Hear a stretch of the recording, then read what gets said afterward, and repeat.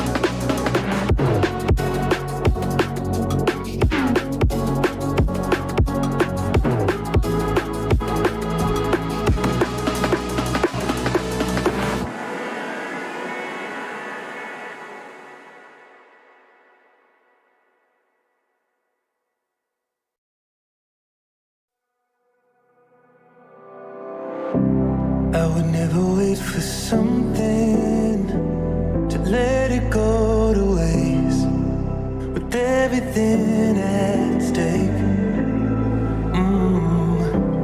I thought I would take it all back. I just wanna make this thing last.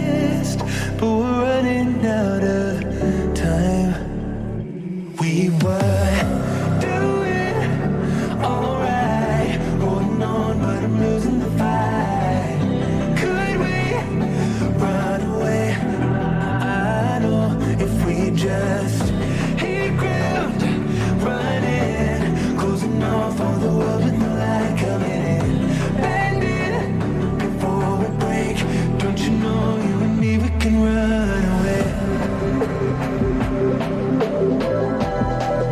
You and me, we can run away. Run away, run away.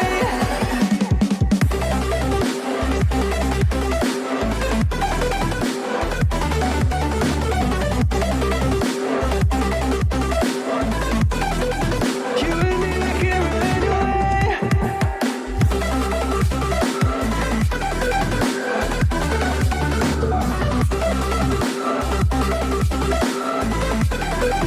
You and me, we can run away. You would never stay for someone that wasn't worth the wait. Counting down the days. I know when I move through my word, I just wanna trust in your word, but we're running out of time. We were doing alright, holding on, but I'm losing the fight. Could we run away? I know if we just hit ground, running, closing off all the world in the light coming in, bending before we break. Don't you know you and me, we can run away. You and me, we can run away. Run away, run away. Check.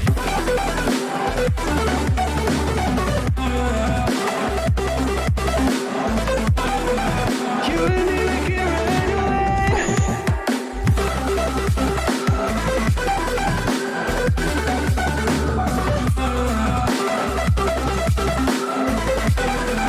You and me, we can run away.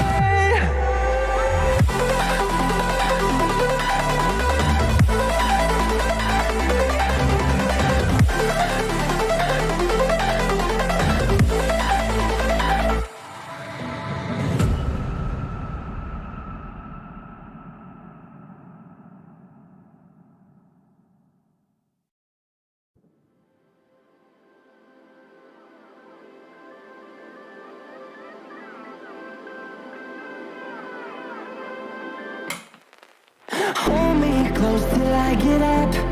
Time is barely on our side. I don't wanna waste what's left. The storms we chase are leading us, and love is all we'll ever trust. Yeah, no, I don't wanna waste what's left. And on we'll go, through the wastelands, through the highways, till my shadow turns to sun rays. And on we'll go, through the wastelands, through the highways. And on we'll go.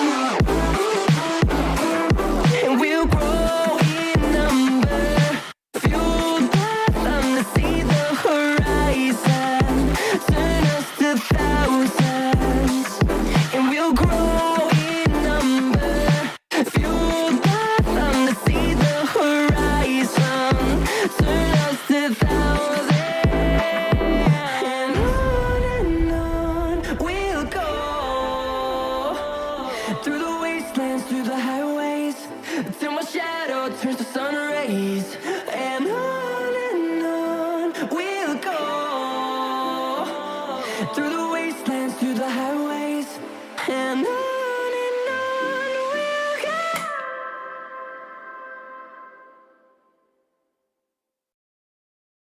Watch drumming tutorials without Wi-Fi and jam uninterrupted. Try YouTube Premium free of charge. We are not alone. There's more to life than this. Show me what you know. Take me to that place. I'm stuck within these walls. I need a quick escape. You know where I can go.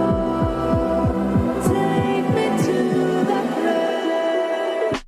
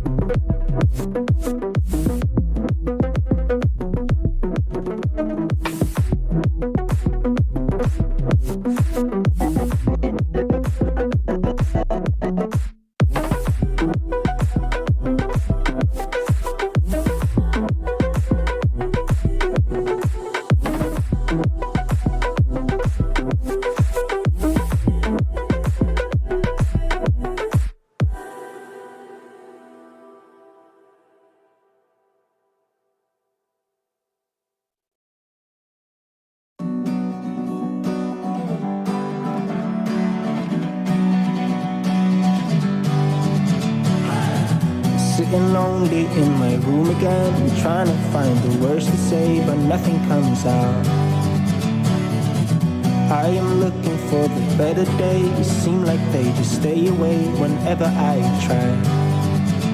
There's so many things that I keep in my mind. My friends keep me out and it hurts every time. With all the emotions I built up inside, oh why can't I? Will someone look for me if I disappear? No matter how much that I scream, nobody hears. But I see the light from far away, it's down the line. Maybe I should not give up without a fight, 'cause there will be a time. Oh, oh, oh, oh, oh, oh, oh. There will be a time. Oh, oh, oh, oh, oh, oh. There will be a time.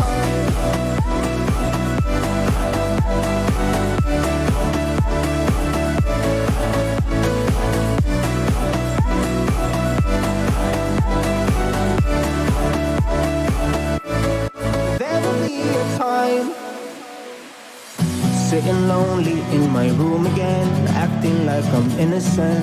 Why do I try? 'Cause now I'm feeling like a fool again, thinking I can fool myself by telling me lies. When there's so many things that I keep in my mind, I hang around people I don't even like. if they can be happy and walk with a smile, oh why can't I? Will someone look for me if I disappear? No matter how much that I scream, nobody hears. But I see the light from far away, it's down the line. Maybe I should not give up without a fight, 'cause there will be a time. Oh, oh, oh, oh, oh, oh, oh. There will be a time. Oh, oh, oh, oh, oh, oh. There will be a time.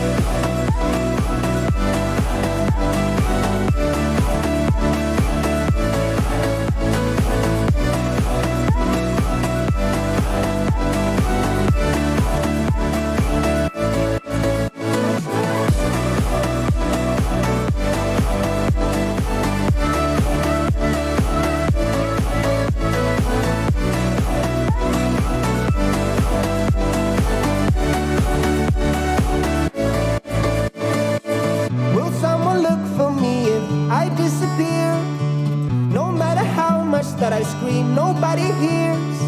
But I see the light from far away, it's down the line. Maybe I should not give up without a fight, 'cause there will be a time.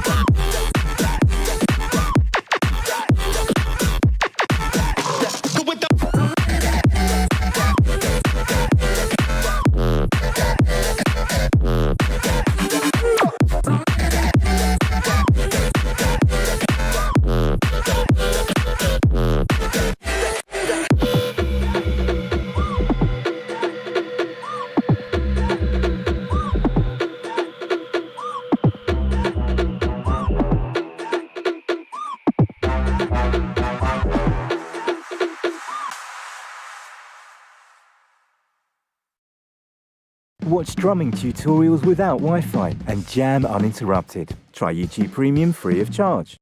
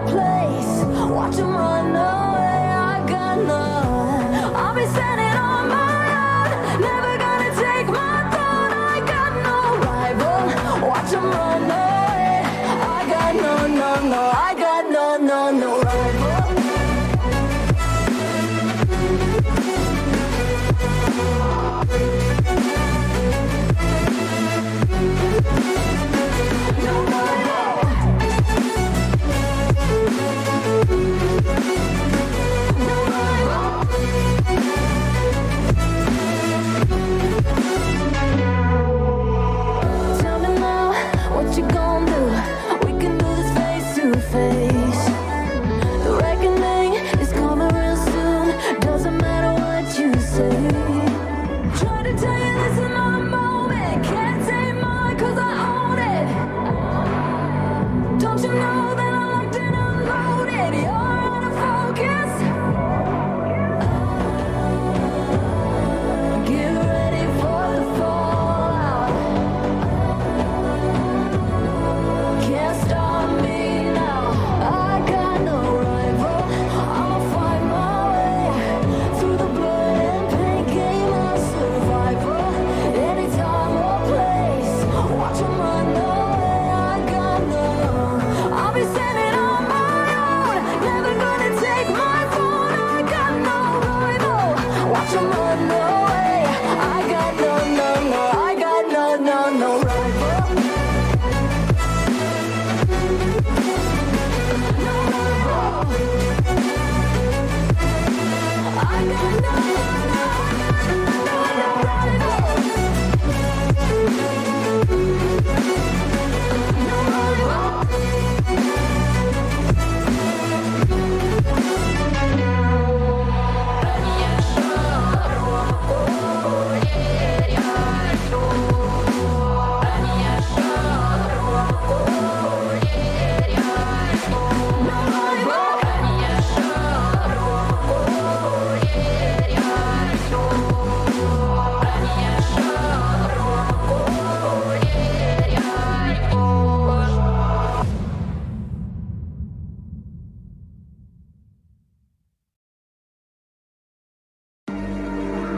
Trapped behind bars, it's like I'm on Mars, scorching hot. Life can be hard, but it's what we do to get to the top. Yeah, yeah, yeah.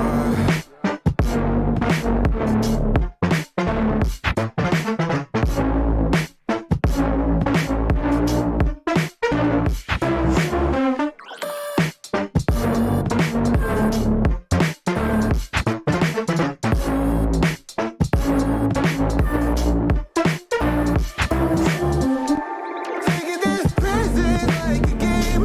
Too many people out there to blame, and I've been feeling pain, so I will break away. Telling us how to live their way, but some of us know that it's a play with all the lies around us, keeping us constrained. Foes must as friends, increasing my strength when I remember myself. Life can be hard, but it's what we do to get to the top. Yeah, yeah, yeah.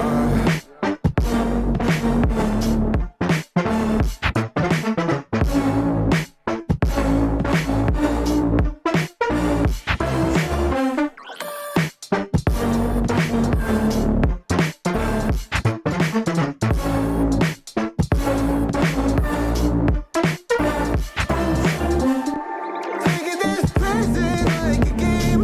Too many people out there to blame, and I've been feeling pain, so I will break away. Telling us how to live their way, but some of us know that it's a play with all the lies around us, keeping us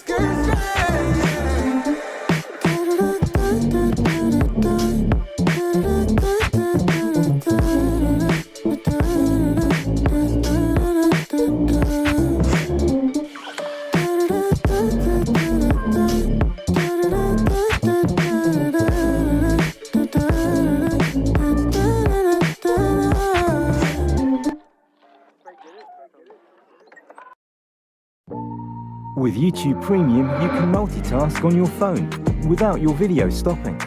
Keep your videos going with background.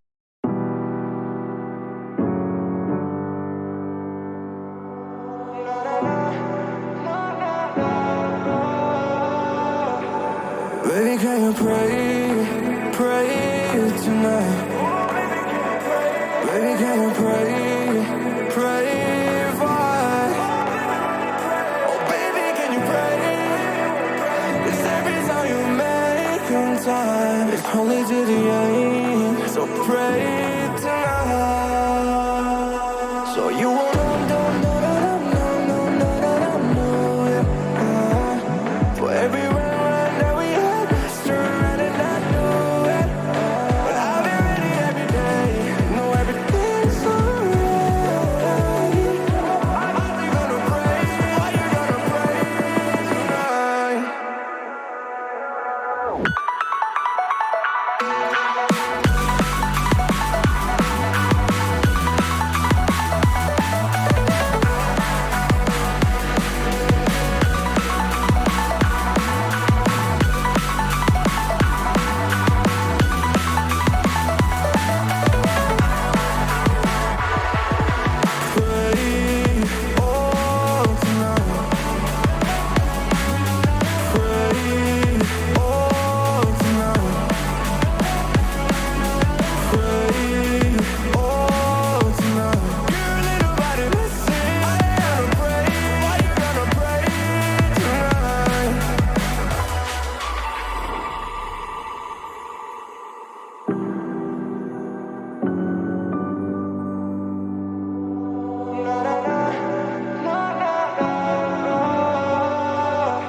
Baby, pray, pray, pray for me and for us.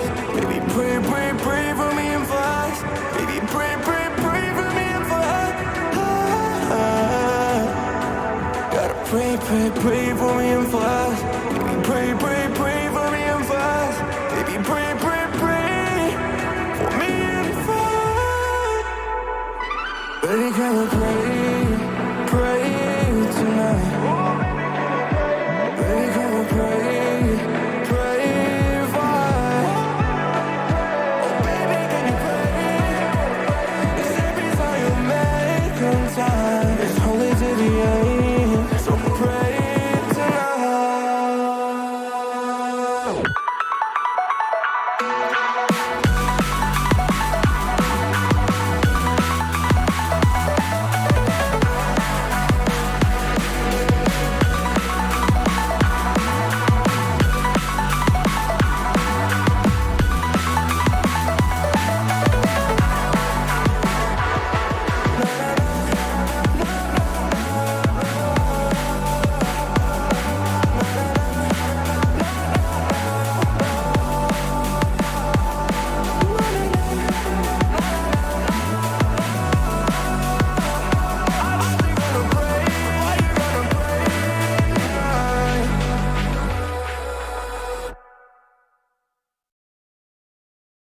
En O2 te...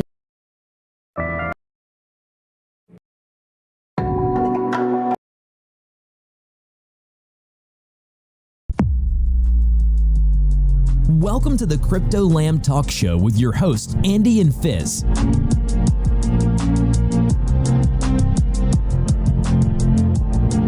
Be sure to follow and check us out on Twitter.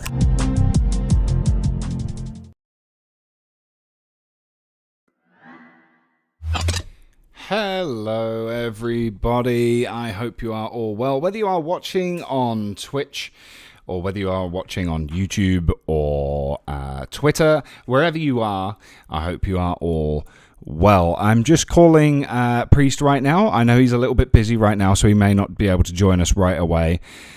And it doesn't look like he can. That's okay. That's not a problem. Fizz is not going to be with us today. I do apologize, guys, on his behalf. He's not very well, unfortunately. He's got a bit of a bug or something. Fizz, if you're watching or listening, dude, I hope you feel better very, very soon. So I'm sure everybody can extend their get well soons to Fizz. But today... we're going to be talking, of course, about some of the things that have happened with Harmony over the last 24 hours. I'm sure most of you are already aware. But we're going to discuss it anyway, and we potentially do have somebody coming on as well. It's being sorted out currently. But I just wanted to remind you all again, let me go to the website, that CryptoLamb.live is coming soon. And CryptoLamb.live is going to hold the schedule. It's also going to have the stream embedded on the front page as well, so you can watch the stream through our website. If you don't want to go create an account with Twitch or YouTube or Twitter, you can watch it directly on the website. if you do so choose. We're also going to have merchandise as well, which is interesting. We're going to have Crypto Lamb branded hoodies, t-shirts, that kind of thing, for which I will obviously be getting one of those. So I'm going to try and make sure that they're obviously good quality and everything like that, and we're potentially taking a look at the logo as well to make it a little bit more interesting for the branding on that as well. So that's one thing. But we're also going to be having some advertising packages on there. So if you are a project owner or a team and you would like to advertise with us and have your banner on one of our streams on the website and various other things like that as well, we are going to have that. And we're doing that simply because we have overheads, of course, and we need to cover that. So now that boring stuff's out the way, the other thing that I wanted to announce is somebody pointed out to me, Harmony Magdaly pointed out to me that the stream, when it was going live, was showing that there is a giveaway. That is an old notification that I didn't update. And so that for that reason, there's no giveaway today. So if you're here for a giveaway, I do apologize. There is no giveaway today. I really apologize for any confusion that may have occurred because of that. Hello, Bizgy. How are you doing?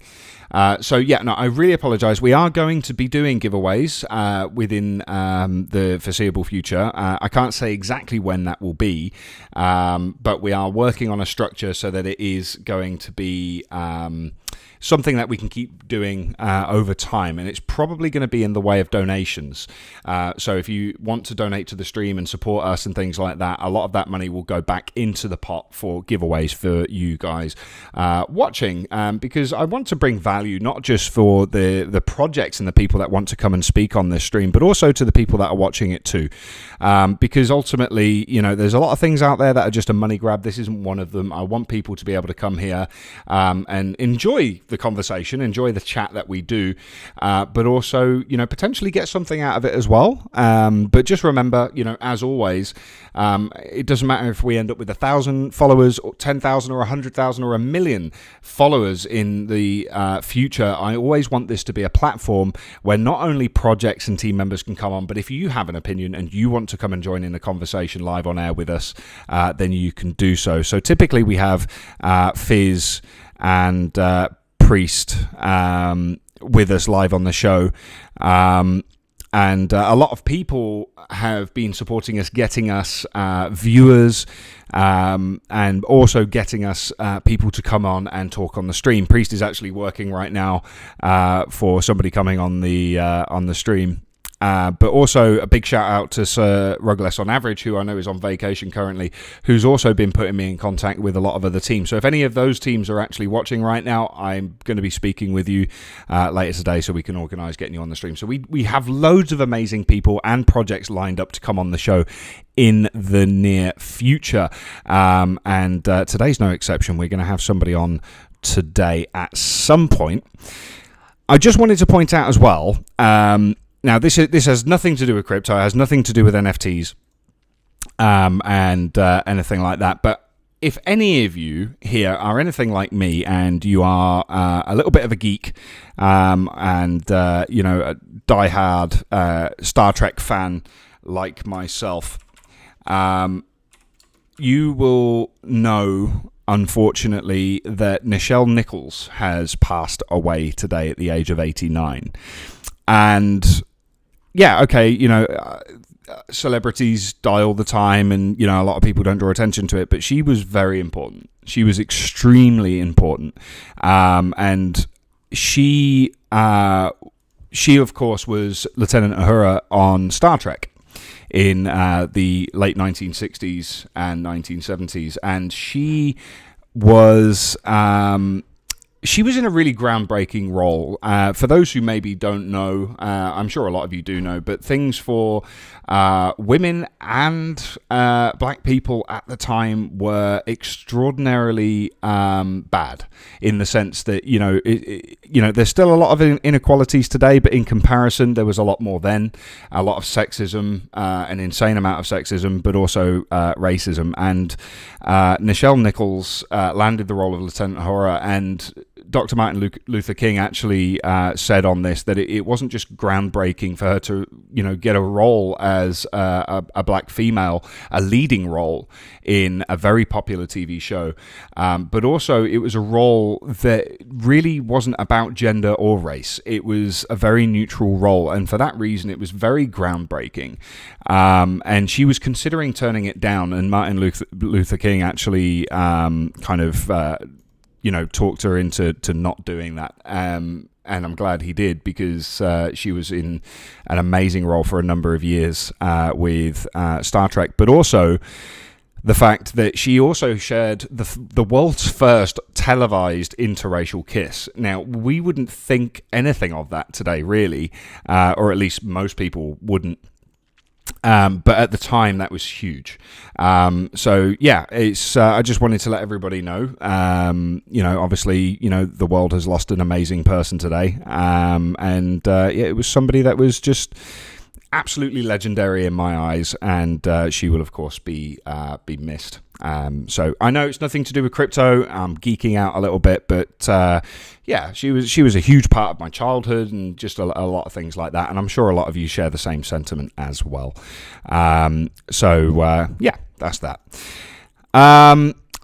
Whilst I'm still waiting for Priest, I think he's unmuted his mic. Let's go and say hello to him, see if he's there. Hello, Priest, are you there? Let me change my sound settings. I just realised I have messed up again, and it's going through my speakers. 1 second. There, no problem. There we go. You're there now. How you doing, dude? Wonderful. I'm well. I've talked about planting a bunch of trees in our yard, and I put up a bunch of bird feeders, and there's now about 75 birds. Oh, I think your internet went there, dude. Background, and it's kind of like a Disney movie. Dude, this fucking shit, dude. What the hell? I'm like literally next to the router. I am within range of our wireless connection. I don't get it. It might have just been a little bit of a blip. Disney princess.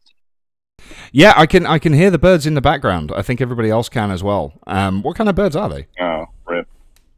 Oh, dude, there's blue jays, there's cardinals, there's oh my god, dude, I don't even know. I think I saw like 8 or 9 different kinds of birds. So I definitely could identify a blue jay. I can definitely identify a sparrow, and but I know there's an oriole family. There's a couple black, so I think there might be ravens as well. A couple trees came down for some neighbors, and they've had to move out. Yeah, exactly. They had to get rid of we got to take down a couple trees that had some termites, etc. So when a tree's been up for 50 years, you kind of have to. I don't know. I feel like we need to help rehome the animals, right? Like, we kind of do nothing but take up their entire ecosystem and their homes, their habitat. So I don't know. Give back a little bit, right? Of course, and not just that. It's something that I love. Growing up in the British countryside, we had the swallows, the pigeons, all of these things. The wood pigeons and stuff like that. So it's actually a sound that I don't get anymore where I live now. Most of the sound that I get now is from a tennis court just over the way, with people going as they're playing. I would quite happily trade that for the sound of birds. But yeah, man. If you didn't hear, I was actually just talking about the unfortunate passing of Nichelle Nichols today. She passed away at 89. I don't know if you were aware of that. I did. I saw that on Reddit, and it's really a trailblazer in Star Trek. You know what I mean? Like it's kind of. It's sad to see that the people who started breaking the barriers for equality are now starting to pass, and it's kind of awesome because we can kind of celebrate what they've done, but it's sad because there are generations of Star Trek nerds out there who grew up idolizing Uhura. You know what I mean? Absolutely. And I was talking about the fact that she had the world's first televised on-screen interracial kiss, but also the fact that she was in a role that wasn't necessarily female or about race. It was a neutral leading role where it wasn't focusing on the fact that she was a woman or black. It was focusing on the fact that she was a human being in a leading professional role, and that was huge. And I was saying that Dr. Martin Luther King actually convinced her to take the role when she was going to turn it down. So, you know, very, very amazing woman, and you know, the world has lost another good one. You know, for those who don't know, the guy who played Montgomery Scott in Star Trek, he died 10 plus years ago now.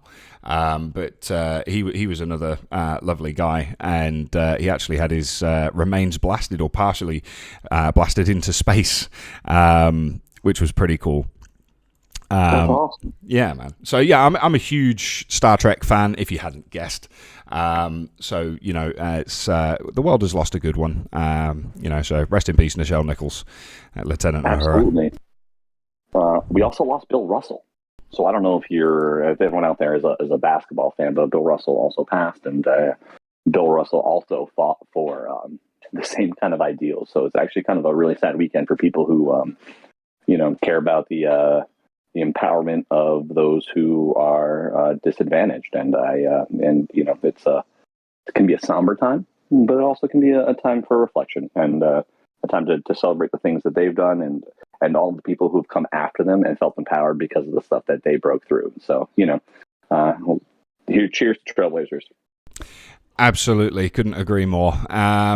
So let's get on with things today. Why we're all here. We have 7 viewers on Twitch right now. I don't know how many people we have on YouTube and Twitter. I know somebody just tweeted out that they're watching on YouTube right now. I didn't catch your name. The thing updated too quickly. But hello over there. If you're watching on YouTube, you are legendary. And of course, you can watch it if you follow my profile, lam_crypto on Twitter. You can actually go, you can see it right I can never get the angles right because the screen's back to front, but right there on my profile, I've pinned it to my profile. It's got the wrong title. I did update it in Restream, but for some reason it didn't update on there. But you can, of course, watch me on Twitter if you go to my profile, lam_crypto, and yeah, so you can watch it in various locations. And like I said, very, very, very soon you will be able to watch it on cryptolam.live as well. Currently have 915 followers on Twitter. It'd be very cool to see that go above 1,000. Ooh. Yes. Yeah, absolutely. We definitely can make that happen. We should, if you give me a second, next time you're talking, I'll mute myself and I'll hop on Twitter and I'll start sending some stuff out. I was trying to make up for our one guest who got to, you know, pleaded with me to try to make a podcast this weekend with him, and then wanted to do this morning, and then, you know, unfortunately still hasn't gotten back to me. So, you know, maybe they're in a meeting. So I know they're a business professional, and they are, you know, in a different part of the world. So I know they are in the latter part of their business day. So hopefully they're around. And if they're not, you know, we'll attempt to get them later. You know, we're having you know, it's a fun time. You know, I think there's a lot of stuff going on in the crypto industry right now. There's a lot of kind of crazy things going on that we can kind of talk about and kind of go over. And I think those things are important. Some of them are Harmony centric right now, but you know, and with the Harmony centric aspect, you know, I think there's a couple other chains currently that are like actively courting Harmony projects, both the Near protocol and Findora. And you know, you can see the Findora stuff's huge. That's really going hard. Findora's done insane things this week. You know, they've come out with some more information about the things that they have coming out, like Yellow Submarine, which is like a trustless cross bridge, like a bridge essentially that is like completely trustless and private, so you can bridge your own assets and people don't know exactly who sent what to what wallet. You know, it's your wallet to your wallet, but I mean, no one else can see that information. And it's like that level of privacy that is like starting to become available, I think is it's kind of really interesting. And then, you know, a different protocol was coming at it with a different angle. And instead of like, you know, having like conversations, et cetera, they just kind of let their social media person go ham. And it was kind of funny. You know, these people are talking to other projects that like are struggling on one chain. You know, they represent a different one. And then like, yeah, people who are getting butt hurt that a chain is reaching out to other projects and be like, hey, we have money. We're growing, we're building. And I think it's just kind of an interesting way to see people get frustrated and hurt that maybe like they aren't getting reached out to, or you know what I mean? Like, and I know some people are having like back conversations with other projects, and some people are like, negotiating in public. And there's just like a lot of ridiculously chaotic things that are kind of going on in the Twitter space regarding Harmony right now that I just think is really fun.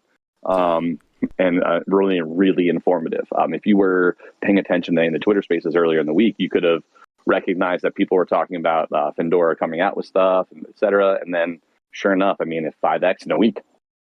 I think currently, like from where it was like earlier this week, I think it's close to between 4 and 5x. And it's just like, I'm not trying to tell people to go buy that, because clearly look at the graphs. Like there's potential for it to come right back down, right? There's not much support yet, but that's what we've seen. I just want to make it clear, like, we have no sponsorship with Findora. We have nothing behind it like that at all. But it's like, when you look at the chart, you cannot deny it's gone parabolic. In terms, like, if you want to go and check it out, do your own research. We're not telling you to do anything. If you want to, that's up to you. But like, it is. Yeah, don't be someone else's exit liquidity, right? Like, you know what I mean? You do your own due diligence, put your own thing in, and pay attention, right? But like, it's done that, and I don't even know if it's just from the fact that people are like hearing the name for the first time, they're looking at a low price and like, shit, low market cap, low price, let's see what happens, or if like people are recognizing that there's potential for what's coming. I don't really fully understand everything myself. I'd like to say I do, and I think I have a really decent grasp, but some of the zero knowledge proof stuff, man, is like in the weeds, so to speak, and I'm not necessarily that far gone on the intelligence side to be able to understand that. I do have a couple people that I think could help explain that a little bit better. So look out for future shows on our podcast, where we have some people who are experts talk about like zero knowledge proofs and what that security can bring, et cetera. So I do appreciate all those people helping me. So thank you guys so much. Yeah, man. And then like, if you looked at what the other protocol was doing, they're like trolling on Twitter. It was hysterical. It was great. And like, people are, like I said, getting butthurt. Like, I'm going to unfollow if you take money from this project and you're still on this project. Like I think I got through to a couple people when I was just like, can we just celebrate businesses that were like struggling now getting investment? Like, no matter where the investment comes from, can we like be happy just for people who've been working and like watching their money, be lit on fire and all their work be worth less and less every single day? Just like let them be happy for a couple minutes for like that somebody recognizes there's value there. Yeah, man. And then we got some like a video from Stephen C on Harmony. Yeah, I've actually got that on the screen right now. We're going to take a watch in a minute. Yeah, we're going to watch that in just a second. We'll talk after. Yeah, no problem. I was trying to listen to what you say, but also listening to those wonderful birds in the background as well. It's actually, like you said, it's a bit like a Disney movie at the moment. It's awesome. I do apologize, but it's either like my wife is in a meeting, my child just fell asleep after screaming at me for 35 straight minutes. So it's kind of like I'm either going to sit in the corner right here. You have no reason to apologize. It's a pleasant sound. It's very nice. So I just want to, before I play this video from Stephen, I think we all know what the video is, but Steve, CEO, owner of Harmony, put out on Twitter, and I've already seen it, and I do believe it is heartfelt. I think it is a proper kind of I'm holding my hands up, let's turn things around kind of message, and I applaud that. And I've put out a tweet to Stephen and Lee to say, look, we have a platform. Come and use us. I'm not asking for money. Just come and talk with us, have an open discussion with us on this platform. We'll see what happens. Maybe it won't. But he indicates in this video that he wants to reach out to the community more. So maybe we can potentially help that happen. So we will see. I've also reached out to a couple of other people to see if we can arrange that anyway, but I would love to do that. And I have said as well, I can't guarantee that there won't be difficult questions being asked, especially by people watching the stream, but it will be friendly, and I will not tolerate any sort of abuse, of course. So at the end of the day, if we do have somebody like Stephen or Lee on, I respect the fact that there's a lot of people that are significantly down and have massive loss of funds right now, and that tensions and tempers will be flared. But if we do get these gentlemen to come onto the stream and talk with us, and allow you guys to ask some questions, then I would expect it to stay as friendly as possible, okay? So, you know, I don't want anybody ever coming on this stream and feeling uncomfortable or attacked, you know, especially if they're trying to turn things around, especially if they're trying to do the right thing. And I think that's really important. So who knows? Maybe it'll happen. I will do my best for you all. And we're just going to go and, you know, we're going to go ahead and play the video in just a second. Hello, Omnibot. Your name doesn't fill me with great confidence that you're not a bot. He says, good morning, Harmonauts. One more thing as well. If you are... okay, so I think... that's from Twitch. If you're watching on YouTube or you're watching on Twitter, could somebody on one of those streams just put something in the chat box or the message box for wherever you're watching the stream? Because I have a plugin here on the streaming software that I use that should tell me that somebody has spoken, that should tell me that somebody has left a message so I can read it without having to look at multiple screens. So if somebody could maybe leave a message for that, just so I can see if it indeed works, that would be absolutely fantastic. Okay, so we're going to go ahead now. I'm going to be quiet. I'm going to hide my camera as well. And we're going to watch this 3-minute, 24-second video from Stephen C. himself. Let's see what he's got to say. I need to find my camera first. There we go. Good afternoon, everyone. It has been pretty difficult the last few weeks since the bridge incident happened, and I haven't been really upfront talking to many of you, but helping mostly the team and many of the initiatives inside the project keep going. Today I want to make a change and be more personal and hopefully talking to you directly, whether you are the community member or you are our developer in the ecosystem, or just part of the Harmony project for such a long time. Been thinking about lots of different ways that we can build forward together, but it goes without saying that I would love to be receiving more feedback and working with many of you directly. In particular, I want to emphasize that Harmony would always be an open platform, a community-owned project for many, many years to come.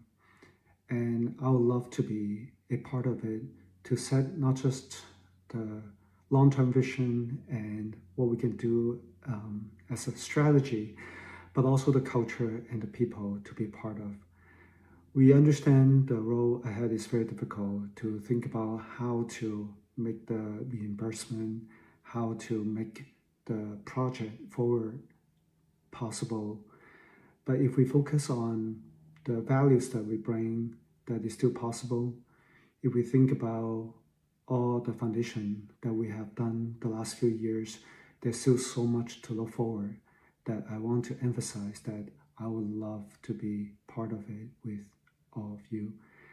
At the end of the day, what we have focused on understanding what an open platform means for still many users, many developers, especially many communities to build together, is still very in its early days.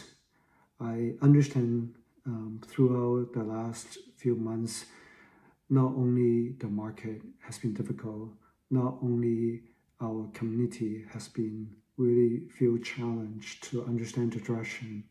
The worst of all, what we value the most, the security, has not been an easy one for us to be re-examining and rebuilding, both around the bridges and many of the tools that we need to really take care of from here.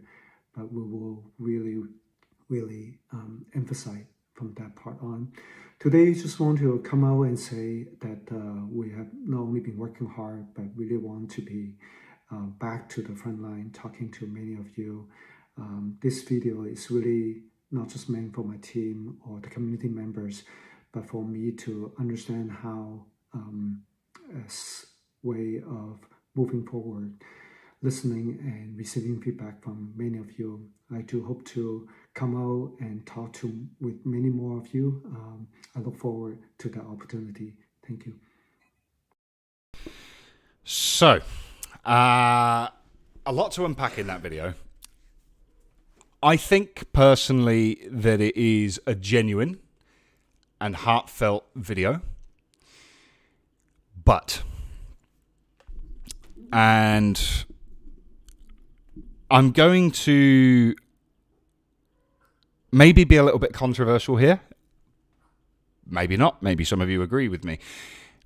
But when people in the community, some very prominent figures in the community, were saying to Stephen, it's time for you to step down. It's time for you to walk away. And there was a lot of anger in the community about the proposal and about various other things that were going on, and rumours and unverified speculations of core team employees that were being let go or not being listened to, and various other things like that. I'm concerned that this video is a knee-jerk reaction to that, and that he is potentially worried that he will be squeezed out. Now, yeah, exactly. I want to interject for 2 seconds. We have Mando in Tabasco in the Discord, waiting for you to friend request them and have them jump in the call too. I've been trying to message you, but I think you've been distracted. Yeah, no, sorry, I had that window under the other window. So let me get. I don't think I have Mando as a friend. I think I have Tabasco. So let me get. I told them to friend request you. So, and there's another person that we have as well that is going to be joining. Oh, I cut you off. I'm sorry. So Tabasco were hanging out in a Twitter space by themselves, and I figured Tabasco has a lot of like valuable insight into this because he works in this industry and like actually works to support Harmony. So I kind of am interested to see how what his thoughts are, especially with like Amity being on on Harmony. Nice. Okay, so I've got two people here: Tabasco, Mando, and then the other one that's just turned up. Yes. I think it should be Hype. I think his name is. That's not how his name appears, but that's him, is it? Yeah, Doug. Yeah, that's Doug. Yep. Okay, cool. Sent them both friend requests now. I believe that we have Tabasco. Oh, right. Okay, he's going to hop in 10, 20 minutes. He's in a meeting. Yeah, Roger. Absolutely no problem. So Tabasco will be with us in 10, 20 minutes. That's no problem at all. And we will work on getting the other two chaps in here, and they can tell us who they are, where they're from, and so on and so forth. So with regards to the video, I do believe, like what I'm trying to say, I think, with all due respect, is I think for some people it's a little bit too little too late, I think is maybe what some people are trying to say. So I think it's really critical that if he is genuine in his video, he wants to reach out to communities and he wants to speak to people. We have a platform right here. Now, one thing that I did get from people is that a lot of people like to go into Twitter Spaces. I'm well aware of that. I am completely aware of that. And I don't do Twitter Spaces quite simply because I'm building a platform and it isn't compatible with Twitter Spaces. Twitter Spaces is designed to only feed the pockets of Twitter. Okay? So when you're trying to build a platform like I am, there is absolutely no way I can use Twitter to build a show around that at all. So that's why we started on Twitch. We're now available on YouTube, and we're available on Periscope, Twitter as well, which you can watch on my profile, lam_crypto. But using Twitter Spaces is simply not possible for this platform. And when I was speaking to a couple of people on the core team at Harmony, they were indicating to me, like, yeah, we'll come in and quite happily do Twitter Spaces with you. Yeah, that's great, but I don't do Twitter Spaces.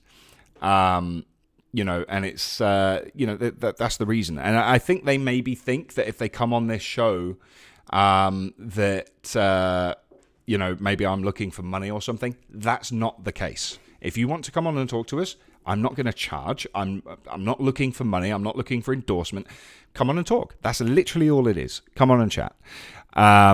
So, if anybody, I'll probably clip this little segment here and I'll put it on Twitter as a message to Stephen and Lee.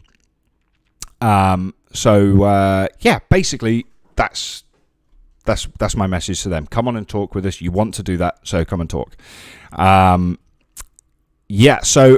Whilst Priest deals with that, what to do is drop me a message when you're ready to rock, and I'll get them added to the conversation. So I'm curious to know what people think about Stephen's video. I'm just going to go through some of the comments here in Twitch chat. I'll give my 2 cents while you look at the video. Please do. Chat and, Please do. It looked like it was actually very heartfelt at certain points. You could tell that he had a script, right? Like he was looking down, it was underneath the camera, and he was trying to like hit those note cards. I mean, you can tell public speaking in a recorded environment is not his forte. But I applaud him for getting out and doing it. It looked like it was probably his garage or some part of his house, right? Or maybe even an office. I'm not 100% sure. But the only thing that I like gathered from that was like, he looked like he was pleading to try to keep his job and the ability to like maybe be a part of the team. I don't think that I think he may even recognize that being in charge of everything may not be the best option. And like, if you look at like his like facial expressions, right? Like those things that you can't really hide. You looked at he was genuinely concerned that he may not be able to be a part of the team anymore. And that's what I gathered from that. I heard rumors online that like Binance had unstaked and like, I think your internet has decided charges pleading with trying to stay part of the party, man. Like, anytime I talk about something that's slightly controversial, I get rugged. Right? It's like they're watching you, man. They're trying to control. So I think this guy.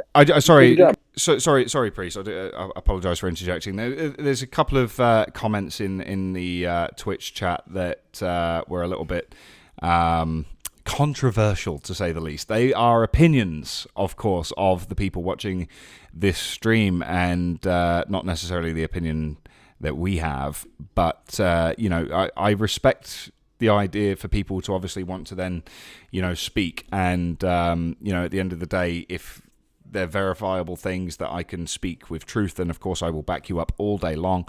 But if it's just being rude or disrespectful, I won't read them out. So please keep it friendly. Please keep it kind. But at the same time, I do encourage that free speech. Okay, so if there is an issue, especially if we have anybody on this show and somebody has an issue with somebody that we have on this show for some reason, maybe you don't think they're legitimate or whatever, tell me. All right, because at the end of the day, if somebody is not completely legit, I want to know about it, because I don't want them on this show. And if I ever promote something on this show and they end up being, not legitimate later on, I'm going to call them out big time. But the damage is already done, right? So I want to avoid that. Okay, so I need you guys to kind of steer me in the right direction sometimes when it comes to things like that. But at the same time, try and give people the benefit of the doubt and keep things respectful. With that said, you agree with that, Priest? Oh, I mean, I think any type of criticism is fair as long as it's not like a personal attack, right? Like if you call someone a fucking piece of shit as a criticism, that's can be true, but that's not something you should like post on the internet, right? Like you should be a little more constructive. If like, what would you say that to their face? Maybe some of you would.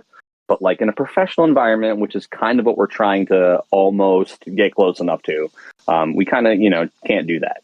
And like, I think that is a reasonable thing. You can be really upset, scream whatever you need to into your pillow. But like, you're saying that to is a person. And the fucking rug is getting pulled out from me again. No, a person's a person, and we all have feelings. And like, even when we make mistakes and we fuck up, like we are still people at the end of the day. Like you can be angry, but remember that everyone fucks up.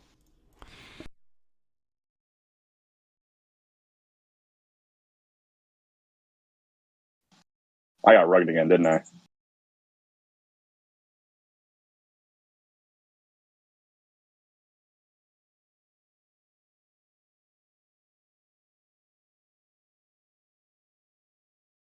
Just realised my microphone's off. God's sake, I do apologise. No, Oh, I thought I got rugged again. God damn it. no. It wasn't you. It was me being an idiot. I just looked down and I seen the button flashing. I'm like, damn it. Yeah, so there's two guys, obviously. I can get Mando in, but the other chap, I can't find him. So he either hasn't added me back as a friend.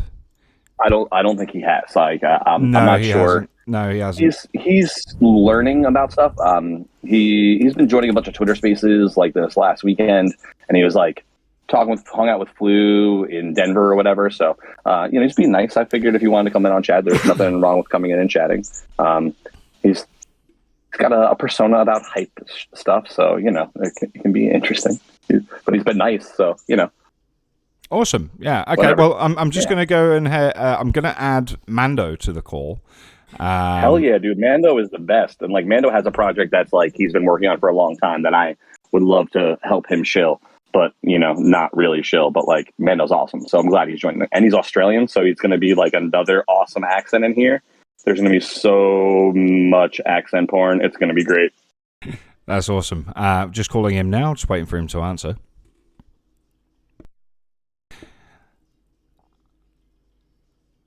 Is C dual national, i.e. USA plus? I don't know. I don't actually know. I haven't got a clue. That would be a question to put to him. Yeah, no idea. Hello, Mando. Welcome to the Crypto Lamb Show. How are you? Hey, man. I'm doing good. How you doing? Awesome, man. We just finished watching the Stephen C. Please don't fire me, please love me video.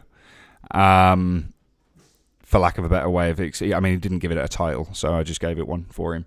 Tell us who you are, where you're from, what you do, and yeah.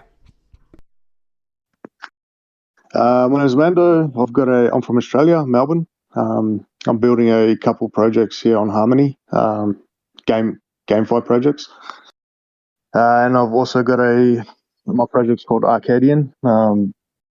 And yeah, I was a community mod for Harmony for a while and sort of been here since the beginning. And yeah, thought I'd build something and see how it goes. Nice. And how are those projects going right now? All things considered.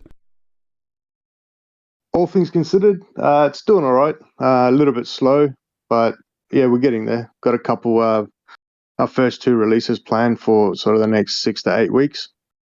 And then, yeah, slowly build it up from there. I mean, with everything that's going on now, for a lot of people, it's very difficult to obviously now just kind of pick up and move to another chain. It's not as simple as just kind of, copy paste. You can't just Control-C, Control-V everything onto another chain. But, with everything that's been going on, is it something that you've maybe considered for your projects to move to another chain? And have you just decided, no, we're going to stick with Harmony for better or worse? Or, what's happening there? Yeah, I think it's not really good to make decisions in this sort of market. And also the community and like all the time we've spent building that up, it doesn't necessarily mean you're going to be successful anywhere else. So for me personally, I'm just going to stay here for a while and see what happens, see how it pans out. But I mean, if we're forced to move, then I guess we have to move. So yeah, but for now, we're just going to stay here. No, that's kind of a good way to look at it. So I couldn't agree more with that kind of sentiment. And hopefully everything will work out, well for everybody. People will be able to support you guys. Maybe we can get you back on at some point and really kind of organize a proper AMA for you. That would be cool. And then, we can get down to the bare bones of things.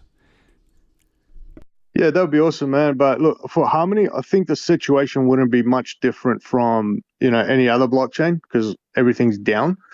The thing that really destroyed us was that hack. So if that hadn't happened, I don't think there would be, that much FUD going around the community. I think that was sort of what set it off. I think you're right. I mean, I think, realistically, when it comes down to it, you had, a lot of people, when the hack happened, a lot of people immediately started pointing out the fact that Steve hadn't been a very active person in the community, and a lot of people immediately just started setting their laser eyes on him. But they weren't really doing that months and months and months ago when there was no hack, when there was no issues. So it's all come full circle, really. Why now? Why attack him now? He's not responsible for the hack. Yeah, I think the hack was the catalyst to open people up to a little bit of. There is a fair bit of hostility going around, but I think that's what triggered people to start going off about everything else, and it just all got pushed in together all at once. Unfortunately so, yeah. Also, welcome Doug to the stream. Is it okay I call you Doug? That's your name in Discord. No, you're gone. He left. He's back. Hello.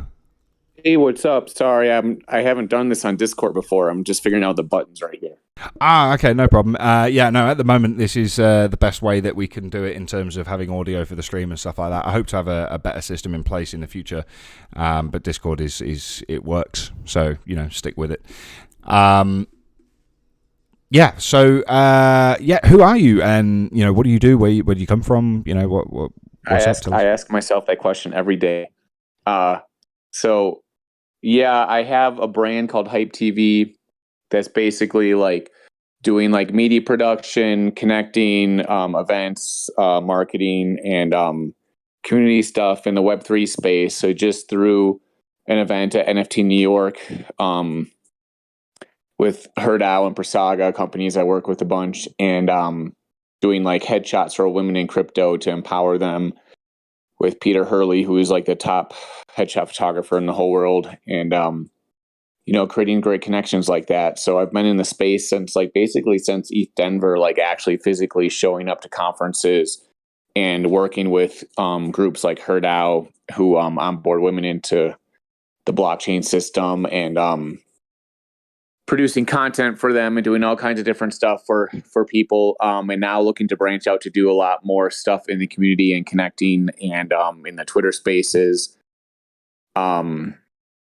and things like that. So, and I met Flu at ETH Denver, and he introduced me to tons of people. That's right when I started the whole brand of Hype TV, and started wearing the whole outfit with the glasses, the fur coat, and everything as it's kind of a tongue-in-cheek thing where I made this celebrity type persona because I work in Hollywood and everything to one, attract attention, but also kind of be tongue-in-cheek in the fact that I'm really into the actual real people and connecting with people, and really cool things that are happening in the world in the entrepreneur and Web3 space, and finding things that I think are really cool and trying to hype them up in a way that's positive and feels good, and also have a lot of fun and humor with it too. It's all about authenticity. It's kind of the idea of being an influencer, but instead of kind of coming off as the more douchey,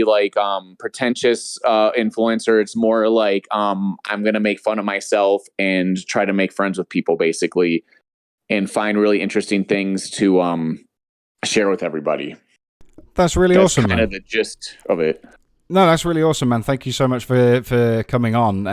As you were talking there, you kind of reminded me of an old acquaintance of mine, John Jacobs, who has a game development studio on Hollywood Boulevard just opposite the Kodak Theater. I don't know if he still has that gaming studio. I don't know, but he was out there, and he was kind of the same with the fur coats, the glasses, same sort of thing. And he was just kind of living that life, He lived 2 or 3 blocks away from the studio, but still drove a Humvee to work because why not? I'm as soon as you started saying that, that was exactly what I had in my head.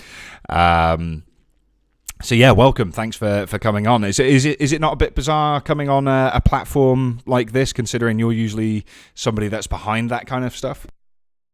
Yeah, and that's the thing too, is that so basically my whole career I've been a filmmaker, photographer, and I specialize really in making people comfortable and on camera and putting them at their best, making people look really good on camera, because I've been a commercial photographer, beauty photographer, filmmaker, all this stuff. So like when I had this event, I called up Peter Hurley, who's like known as the world's top headshot photographer / he's a huge online kind of presence, like pseudo photography celebrity guy. And I'm like, hey, let's do something really cool for people and give like some women in like tech and crypto some headshots and put out some press releases just to kind of, help the whole mantra along of like onboarding more women into the space and making them feel welcome and everything. And the idea of like doing all this stuff is really cool because like, as much as like the idea of being famous or a celebrity is kind of silly, you can really use your platform when people know who you are or think highly of you in any way to do really cool stuff. So that's kind of like the whole idea, is that like I showed up to Eat Denver. I was filming with Balcony DAO, and John Belinsky, who's the founder of Balcony DAO, one of the co-founders. He does commercial real estate stuff, and I'm interviewing people with him, and he leaves. And he's like, Doug, I got to go into some meetings, some lunch meetings for like the rest of the day. You just interview people now yourself. And I'm like, I don't even know like what you do or really understand crypto. And I'm like, but you want me to go and interview all these like prominent CEOs and stuff and like, or find and go out and like just fish around and find people to do great interviews with. And I was like, that's like slightly terrifying, but also I have to figure out how do I do a really good job doing this, right? So I just started talking to people and asking them questions and being really curious. And, because I am really curious about the space and everything and wanting to know about it. So that turned out really well. And then the next day I showed up with like the fur coat and the glasses, and I was like, people already think I'm like some kind of influencer person, so I'm just going to do that. And then now I'm on camera, right? Like interviewing the people, doing all this stuff. And I'm like, because when you're a producer, director person, you're in charge of everything and you have to make sure everything goes really well. You have to make sure the person looks great on camera, especially in photo shoots and stuff. It's your job to take care of everybody. You're the captain of the ship. So when I'm on camera now, I'm like, okay, it's the same thing. It's just that I'm on camera and I have to make sure that everything's awesome. And so then you take that mentality, and I'm like, if I'm going to be on camera, I have to make it like fun and cool. So then I created this whole thing. And when I go to conferences, everybody, like I walk down like the conference row or whatever, and everyone wants to talk to me. They're like, who are you and stuff? And I'm like, this is great, because it's really just like the idea of I want people to talk to me, interact with me, meet people, have fun, make friendships and connections and stuff. Plus, like, it's fun. Like when you see somebody walking around, or like maybe even their PFP or their profile, whatever it is about them, if you see something that's really cool and fun and you're like, oh, I'm into that, that's cool. It gives you a reason to talk. It gives you a reason to connect with somebody. And, it just starts things off in a really good way. So like, I'm really inspired by NFTs, especially arts in the NFT space as a photographer and an artist. And so, I get really excited when I see amazing artwork or somebody that I think is just like super great at what they do. And I get really excited and want to talk to them and be their friend and be like, hey, just get some of that energy that they have, like find out how people think, what are they into, that kind of thing. It's really cool. So it's basically just like all the things I've done in my life. Now it's like supercharged and fun. And I mean, when I met Flu and he introduced me to all these people, I'm like, Flu seems like he knows everybody and he's super intelligent. And he takes the time out for people just be like a regular person and be really cool. And, but also be doing things to help people, like he's not wasting time to mess around. He's like, oh, wait, you should try meet this person. You should meet that person. He's like really going out of his way to do smart things or to like at least be helpful in like that social way. And so things like that to me, I think are super amazing. And that's what the glue that holds communities together. So being like on this podcast with you right now, meeting like Mondo and Priest in these like Twitter spaces and stuff and connecting with people. Like Flu even said the other day, he's like, when I'm in a space and not talking, I'm going around and checking everyone's profile out, messaging them, see what's up, find things I'm interested in. And I'm like, that's the same thing I do. Like, it's just being really active and learning. And I think it's really fun and exciting. It's like a big adventure. So that's what I'm doing. And everybody's asking me all the time, like, why don't you create an NFT collection? I'm like, well, I'm not going to just make some random NFT collection, right, of like this stuff that I'm doing, but maybe at some point. But really, you want genuine connections in this space, I think, and to create like good friendships is, I think, the first thing is like that what I'm concerned with. That's absolutely amazing, man. It's fascinating to me. All of the same stuff that I enjoy. So, no doubt we can have a conversation in the future. Maybe you can give me some tips on how to make things a little bit more attractive on screen, like maybe getting a haircut.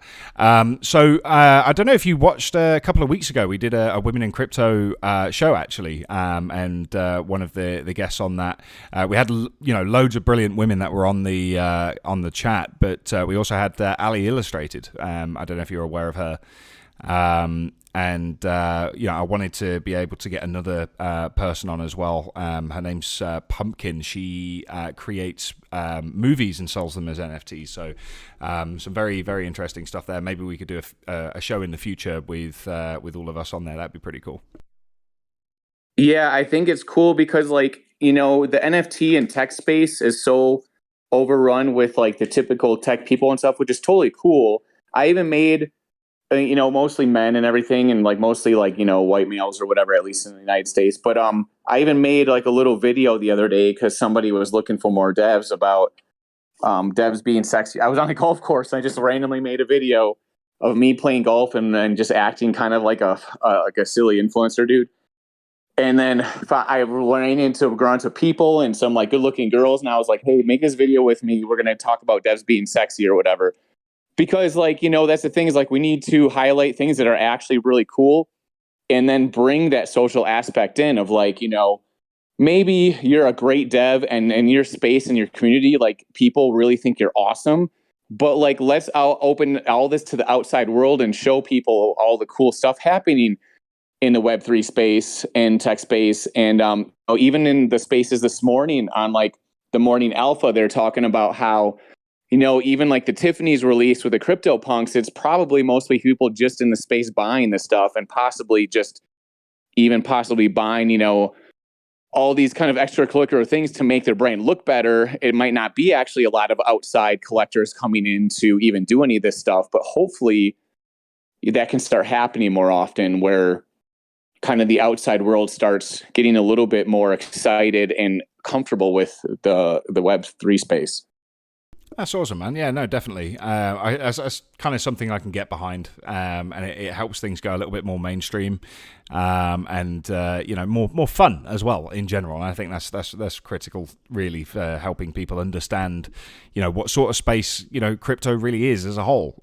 Because it's a lot of people that don't understand crypto have very very negative aspersions on what crypto is and what it does, and it's in a lot of people's minds it's full of scams and it's full of people using Bitcoin to buy drugs and weapons on the black market and things like that. So there's a lot of random stuff. So, doing things like that to kind of make it more mainstream for people and, really kind of make it more fun and sexy, like you put it, I think is absolutely awesome. That's pretty cool. So that's something I'll be keeping an eye on. I'll be following you to see where you go with that. It's pretty cool.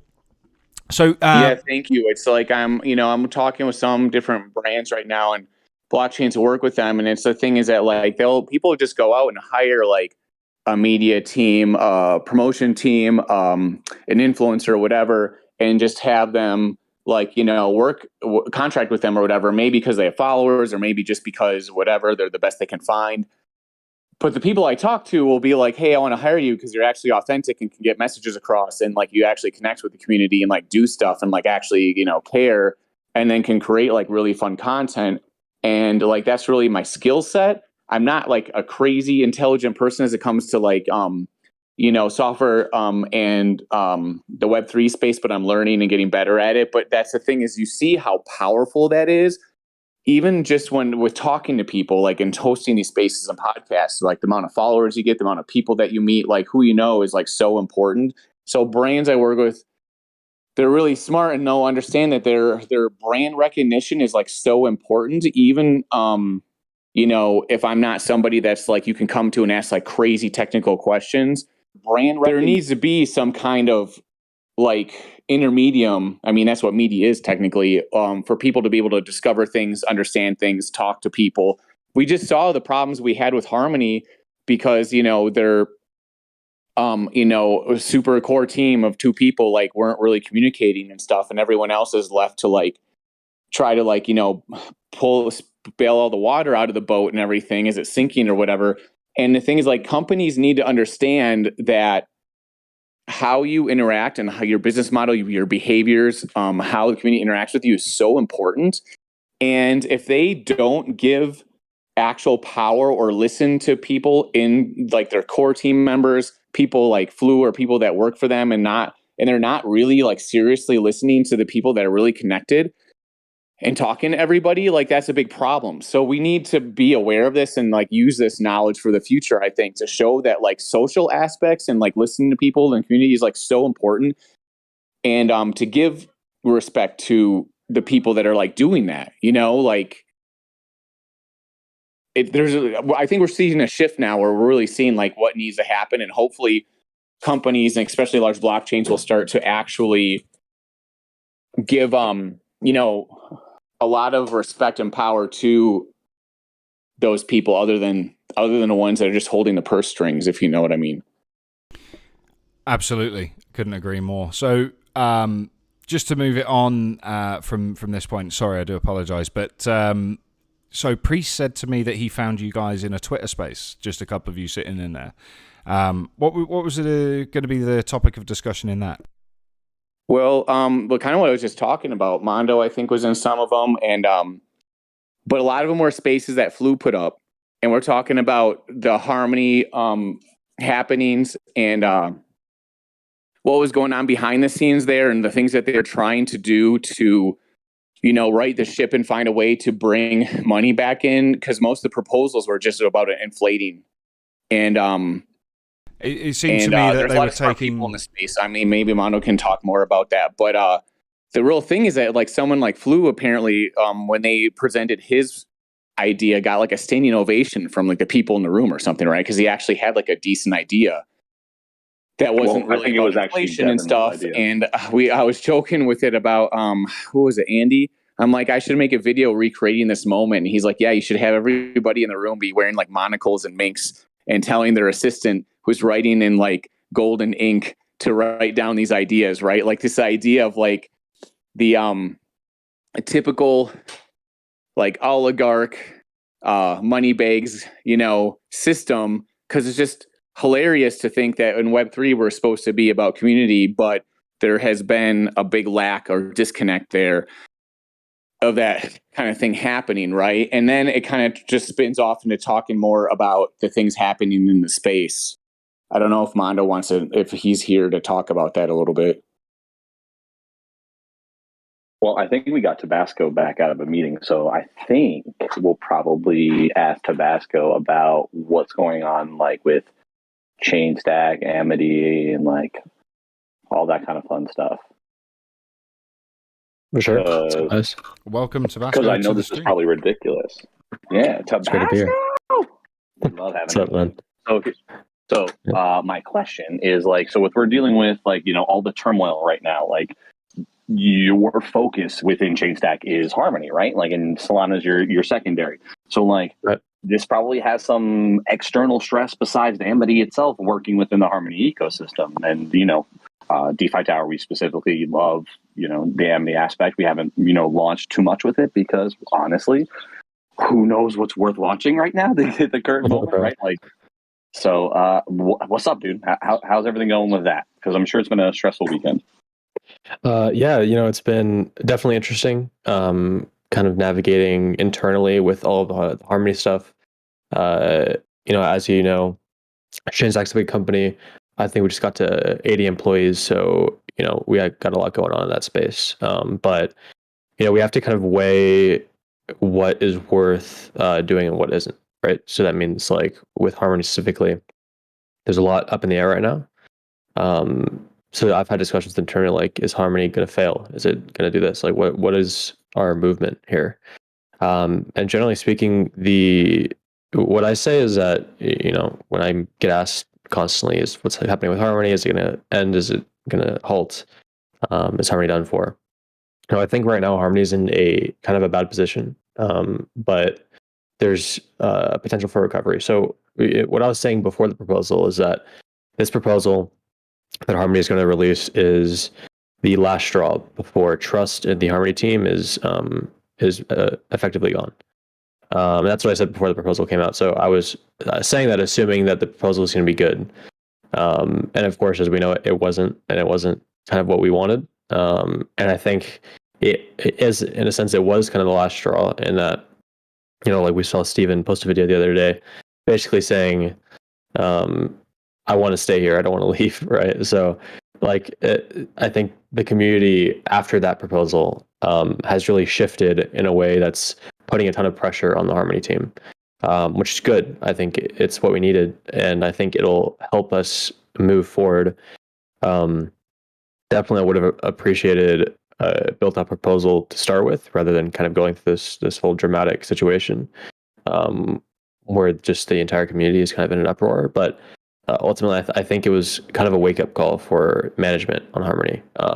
So, what I'm saying now is internally, I'm saying that Harmony's in a bad position right now. There's not a whole lot of money on the protocol, unfortunately, but I think assuming that we see one of two things, either a shift in direction from Harmony, meaning a focus on a singular task, right? So not hopping between NFTs and gaming and these different verticals, but a fleshed out vision for what they want Harmony to be. I think is one potential option, or of course a change in leadership, whatever they need to do to get Harmony back on track to where it was, a year and a half ago. Is I think that'll be what we're hoping for. And of course, Chainstack is here for whatever anybody needs, as issues keep coming up with RPCs and whatnot. We're always more than happy to help where we can. But ultimately, our service to the protocol will continue as long as the protocol exists. For the most part, we don't have any intention at the moment to stop using it. Same thing with Amity. Amity is cross-chain, so at the moment, I'm planning to continue having Harmony as one of 4 default networks. Again, if Harmony really fails, then I'll take Harmony off of the default network side of Amity. But it's all going to kind of depend on these next couple weeks to a month. I think there's a huge opportunity here for the Harmony team to kind of pick it up. They've been making poor decisions for almost a year now. It's just been kind of like a questionable decision after another to get to the point that we're at. But I think that hopefully this will be a turning point for them, and we can kind of move towards restoring faith in the protocol. So one of the things we kind of heard through the weekend is that we know about there being a bunch of firings. We know 2 people this week and said they would be leaving and starting a new job today. And they flat out said that there would be significantly more people who would be there doing their jobs till their next job started. And we would see that. So are you afraid of brain drain? And if so, what type of preparations would you start planning?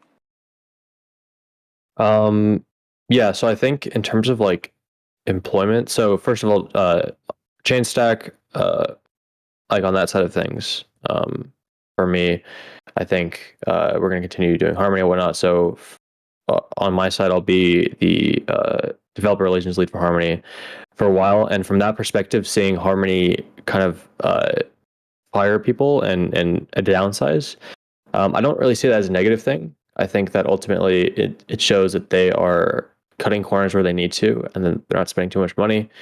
We've seen in the past with the Harmony team specifically that they have kind of resorted to almost lavish spending, buying Bored Apes, just kind of investing money in questionable things. So I think showing financial hesitancy now, even if that includes shaving people off of the team, that might not quite be needed at the moment. I think it's worth it for the long-term health of the protocol. And at Chainstack, where we definitely understand kind of where they're coming from in that sense. And, we're a company kind of a similar size to Harmony in terms of employees. And definitely employees are a huge cost. And as you grow, you need more. But at the moment, they don't need more employees. And they have a ton of people, I assume, that aren't especially needed right now, right? So they have their main core team, and that's really who's taking the brunt of the force in terms of workload over there, as I would assume. So cutting corners where they need to is not a bad thing at all. And it sucks for the people on the team. But I think like Flu and Devin are going to a project that they both are passionate about, which I really appreciate. I think that they will probably be happier there. Frankly, I think that both of them weren't too happy with the Harmony team. So, keeping the team to just those who are dedicated towards kind of bringing Harmony out of this kind of bad place that it's in, I think that's ultimately not a bad thing.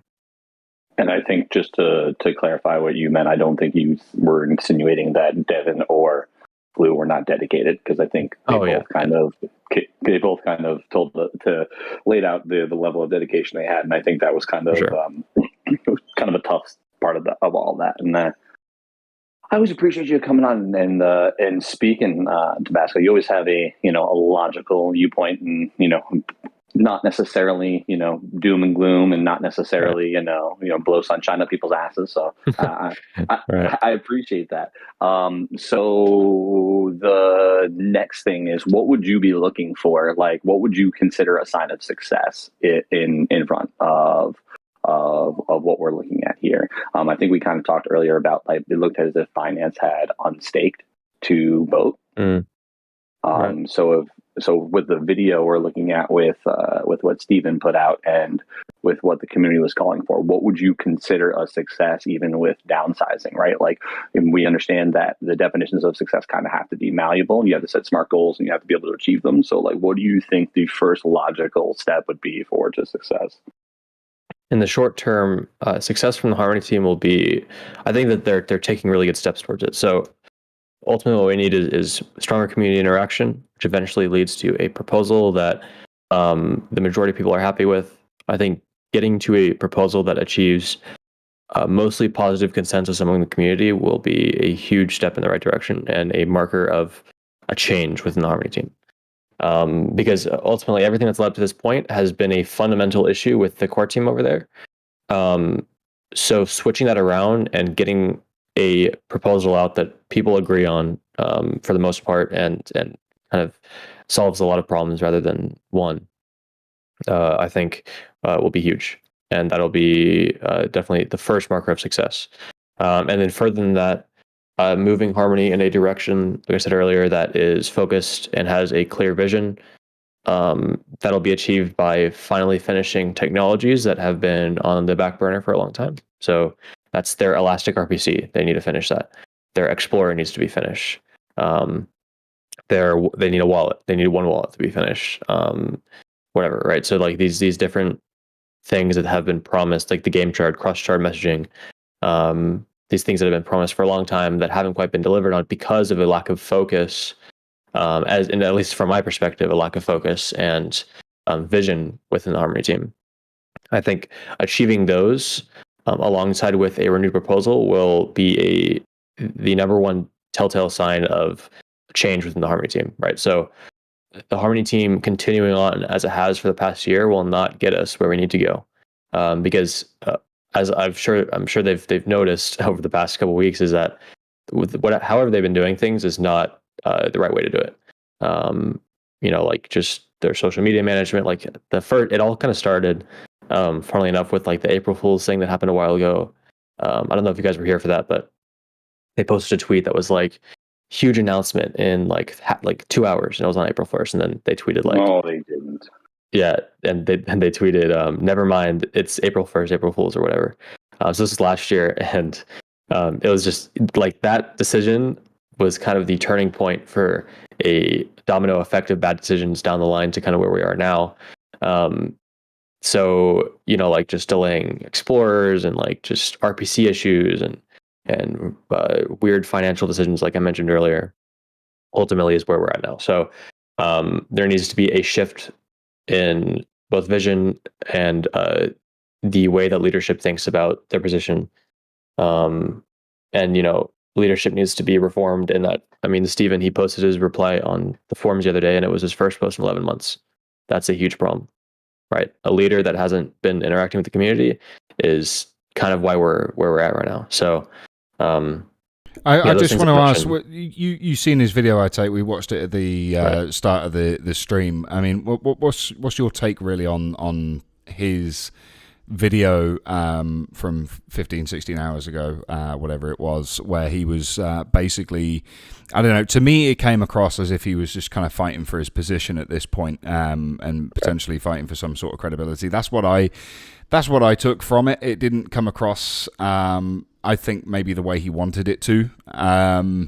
It seemed, I'm not going to be harsh about it, but like, to me, it yeah. What did you think? Right. Yeah, I kind of agree with you there. I think it was okay up until he got to the point where he said, I want to stay with you guys for the journey forward.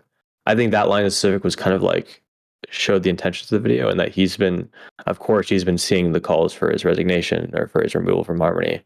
And I'm sure he, of course, isn't happy about that, and he doesn't want to leave, and he doesn't want to be pushed out of this position. So he's going to, I think that the primary purpose of that video was to kind of say, like you said, like plead, like, I'm doing my best. Don't be too harsh, I think. But I think there's some good information there.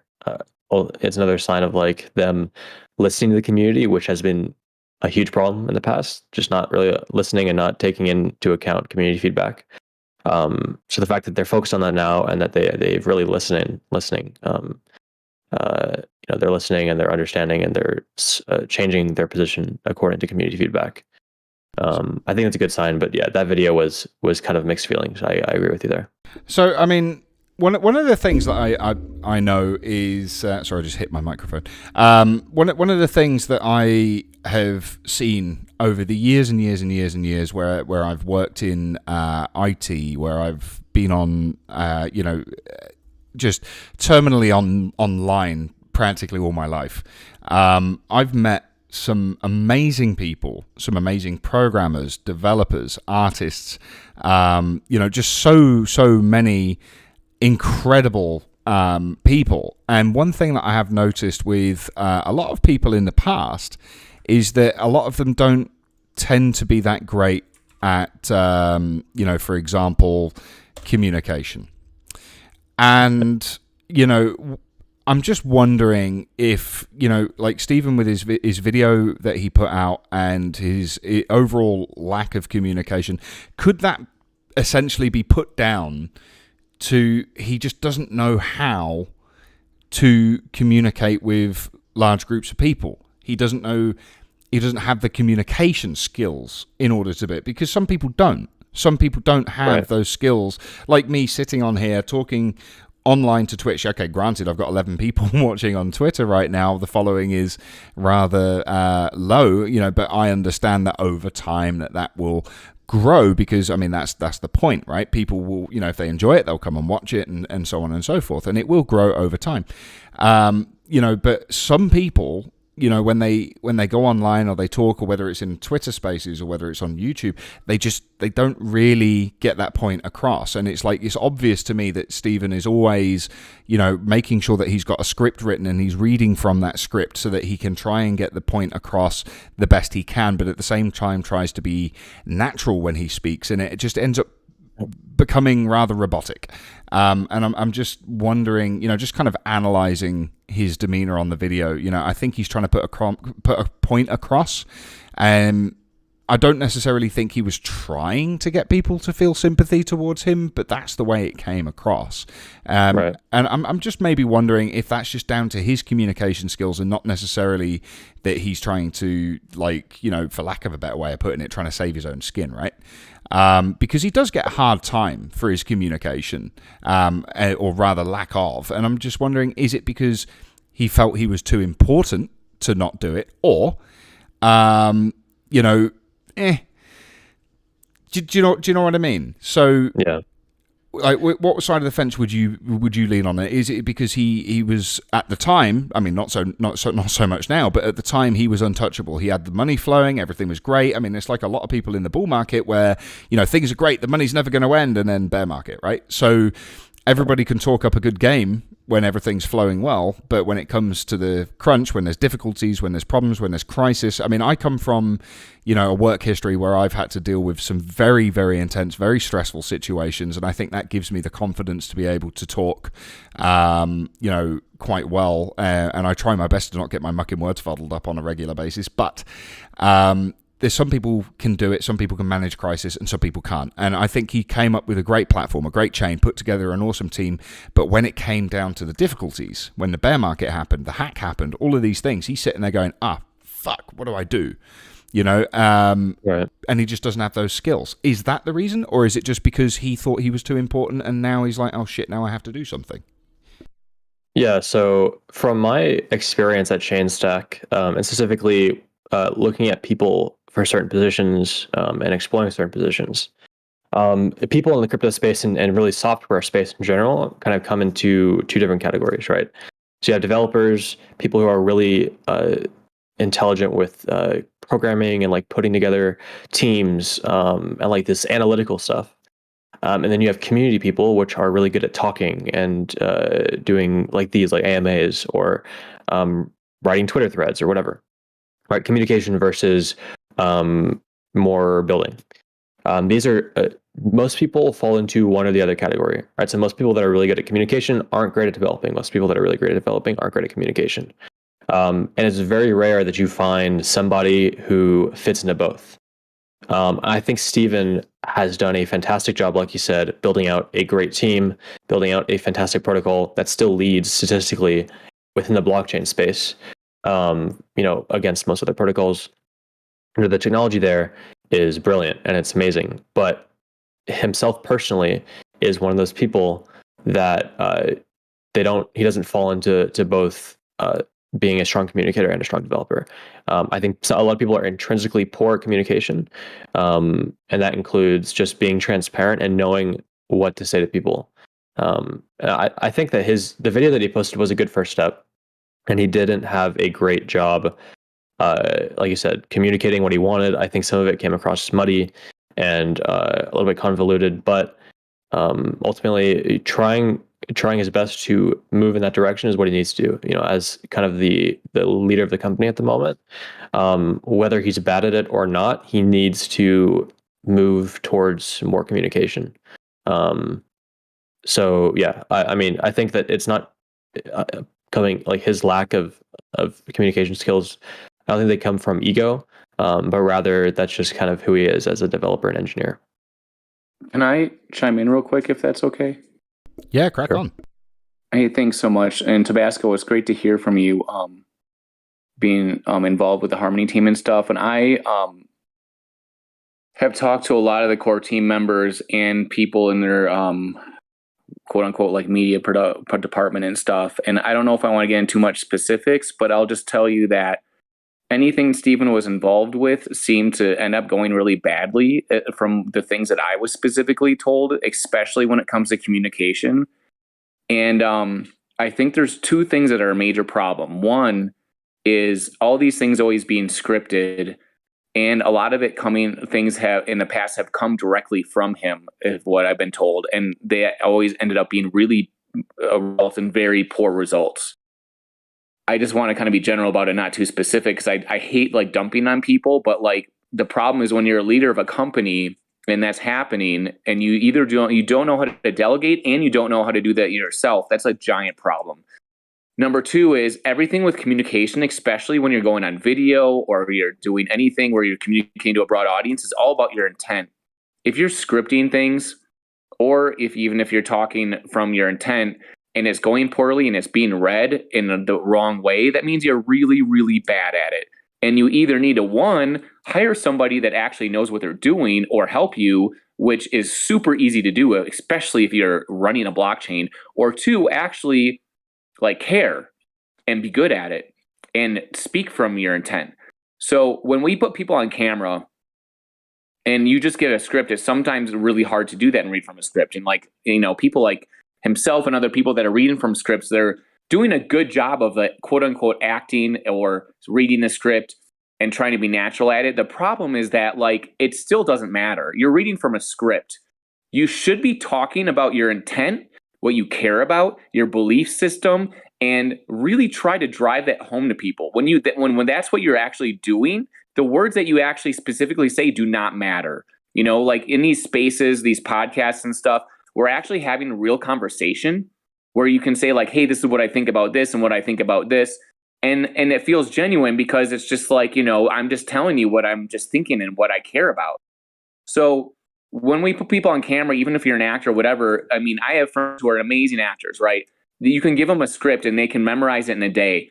And you're just like, how is that even possible? That seems nearly impossible. And they're like, it's because the words don't matter. The character's intent is all that matters. If you understand their motivation and intent and who they are, everything else doesn't matter. And it'll just be completely fine. If I screw up a line, I'll just fix it. It doesn't matter. And these people are so amazing at presentation and being believable because they understand that. So whenever I'm like coaching somebody or putting people on camera or interviewing them, I'm just asking them like, hey, who are you? What are you into? Like, what do you do? You start from the grassroots of like who you are. And the problem is that when you have people that are highly scripted and all this stuff, and it sounds like they're just using talking points, none of that happens. You're like, who is this person? Like, who are they really? Like, that's why we're spent so much time in these spaces wondering about what's really going on and when people are going to talk, what are they going to say? So when I saw Steven's video come out and everything he said sounded to me like absolutely no change whatsoever from the past. It sounded like the same thing. Because if you think about intent, it sounded like the intent is I'm just going to respond to things and make people think better of me. It's really what it sounded like. When you actually care about the results and having good things happen and listening to the community, first of all, that probably would have started a long time ago if that was really the case, because there's many, many chances for that to happen. So when you put out a video like that, all the people that I highly respect that I know that work at Harmony myself, all just didn't, I mean, everything that's happened in the last week, they basically are just like, it's the same old thing, right? So the good things could happen and, you know, good things could turn around, but until you see actual evidence, you know, and it's like it's a big task to do that, right? So I see so many people on forums, spaces, whatever, speak highly of Harmony and really believe in it and say that they're really into it. And I mean, you know, that might be the case and it might be really cool and everything. But the thing for me is that, like, I don't know, when I talk to a program or people or guys like you that are here on these spaces and out in the community actually connecting with people, like they're actually listening to what people really care about, right? So I don't know what like Steven does in his everyday life, and I've only interacted with him like briefly, but everything I've heard about from my perspective, I absolutely hate. As far as like the actions he takes and what he does and stuff and how and I'm not saying I hate him as a person, but I'm just saying the action he's taking are just not smart ones. They're not very smart. And I've approached Harmony in so many different ways to try to help them with this stuff and talk to different people in the team and heard a lot of things of what's actually going on, right? And, you know, none of this is easy. But the thing is that, like, when you're running a gigantic company, like half of your job is the public opinion of what your company is doing, right? So I don't know. There needs to be something that changes. I think there needs to be giant changes there for all this stuff. I mean, they're losing a lot of people that I personally think are just absolutely fantastic and like some of my favorite people in the entire Web3 space, right? So if you look at all the actual signs and you look at the real intent of people, you know, it reveals itself over time, especially. So that's just my 2 cents that I felt like I should just share because I have like some knowledge from talking and interacting with a lot of people involved in everything over the last like 2 or 3 months. And you know, they might be trying in their head to try to think of what the right thing is to do. But like when you're grassroots inside of your heart, you just don't get it. And you can't communicate with people just on an everyday basis. You're just not that kind of person. You know, maybe they need somebody else to actually be doing the communication and stuff, but there's still the intent behind of what they're doing and their actions. I think, you know, there's just a lot of questions about that. So, and that might be the same case with any large company. I don't know. But this is, I think, just a really good use case to think about what we're seeing and being able to see behind the scenes of like, what can we do better? What are the things that can be done better and not maybe persecute people, but just like, you know, use it as a learning tool because in filmmaking and media and stuff, man, we're putting ourselves out there all the time on screen and to be vulnerable. And a lot of times it doesn't work or it's really tough, but that's the only way you really like learn to get better at it. So, you know, when we see people hold things close to the chest and it seems like really weird that they're not communicating, like they're not putting the risk out there or putting that olive branch out there. And that doesn't feel good. So props to everybody that does this space, you know, everybody here, Mondo, Andy, Priest, and Tabasco, and the people that are like out there trying to really connect with people. And especially if you're bringing in your projects and trying to like listen to people, I think it's super cool. So that's just my 2 cents from like somebody that does that for a living, like literally communication and especially on camera communication is like what I do. And I hope the best for everybody and everything. But my pet peeve is when you have a big corporation or company or whatever, and they're just constantly horrible at something because they don't actually care about it. They're not putting in the time, money, and effort to be good at PR, communication, all this stuff. And they just refuse to do it. So that's just kind of a gripe that I have. You know, people might not understand or realize it, but I want to talk about it so that people can understand it better. That's pretty much it. No, thanks for the input there, and I couldn't agree more with everything that you said, dude. It's absolutely. I mean, in my opinion, you know, Stephen, if he's not that great at communication and he's not going to be the one that's going to communicate, then say that, and then put somebody in charge of communications. That is the point. In fact, they already had guys that were very, very good at that, but for some reason weren't able to freely do their job. Whether it was because... I mean, literally, I was just pounding the desk. I'm like, put Flu or somebody in a position where they can like do this stuff. You know what 100%. I mean? Because they're so good at it. They had the perfect people at their fingertips to do it, and they've completely failed. Now the thing is that I'm just going to add to this dumpster fire a little bit. I've asked Logan if he can come on the stream, but he can't because he's busy with other work right now. But if you don't know, Logan runs a media company. He works with a lot of things outside of Harmony as well, and that is what he does. He makes videos. He does production. He does all of his own stuff. So that's what Logan does, right? And I think he's very good at what he does as well. I watched a couple of his videos on Harmony, and I really enjoyed them. In particular, the one that I'm about to talk about, which is the one that he did with Stephen C. So that he was supposed to be doing a series called One Weekly, which was an episode every week with Stephen and members of the Harmony Core team.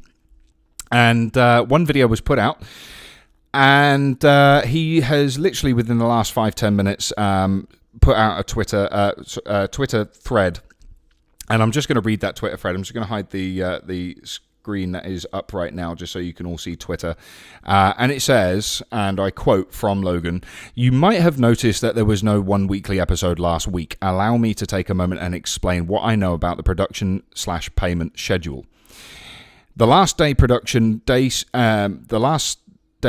day and script was given on the 7th of the 22nd. The video was shot, edited, revised, finalized, and posted in one day." And then he posts a link to the video as well if you want to go and watch that. And he submitted for payment on this production a week later on the 7th of the 28th. Messages have been sent to Lee and somebody else. I don't know who that is. I can't pronounce it. Following up on payment. Guys, you viewed my messages, message back. And you can go to where he submitted the grant for funding for that video. And they've reviewed it, they've seen it, but they haven't replied to it.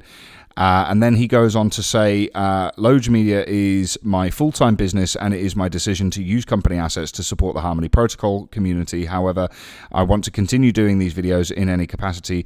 However, I do not run a charity and my staff needs to be paid. Again, I would love to continue this as a production. I love doing them and helping get the word out. As far as the next One Weekly, it's up to them. And I just confirmed with Logan in a conversation, has he not been paid for everything? So basically the video that they had agreed on and shot, edited, reviewed, finalized in one day, he has not been paid for it, and the team has gone dark on him as well. So yeah, just adding to that dumpster fire there. And obviously Stephen putting out his own videos now,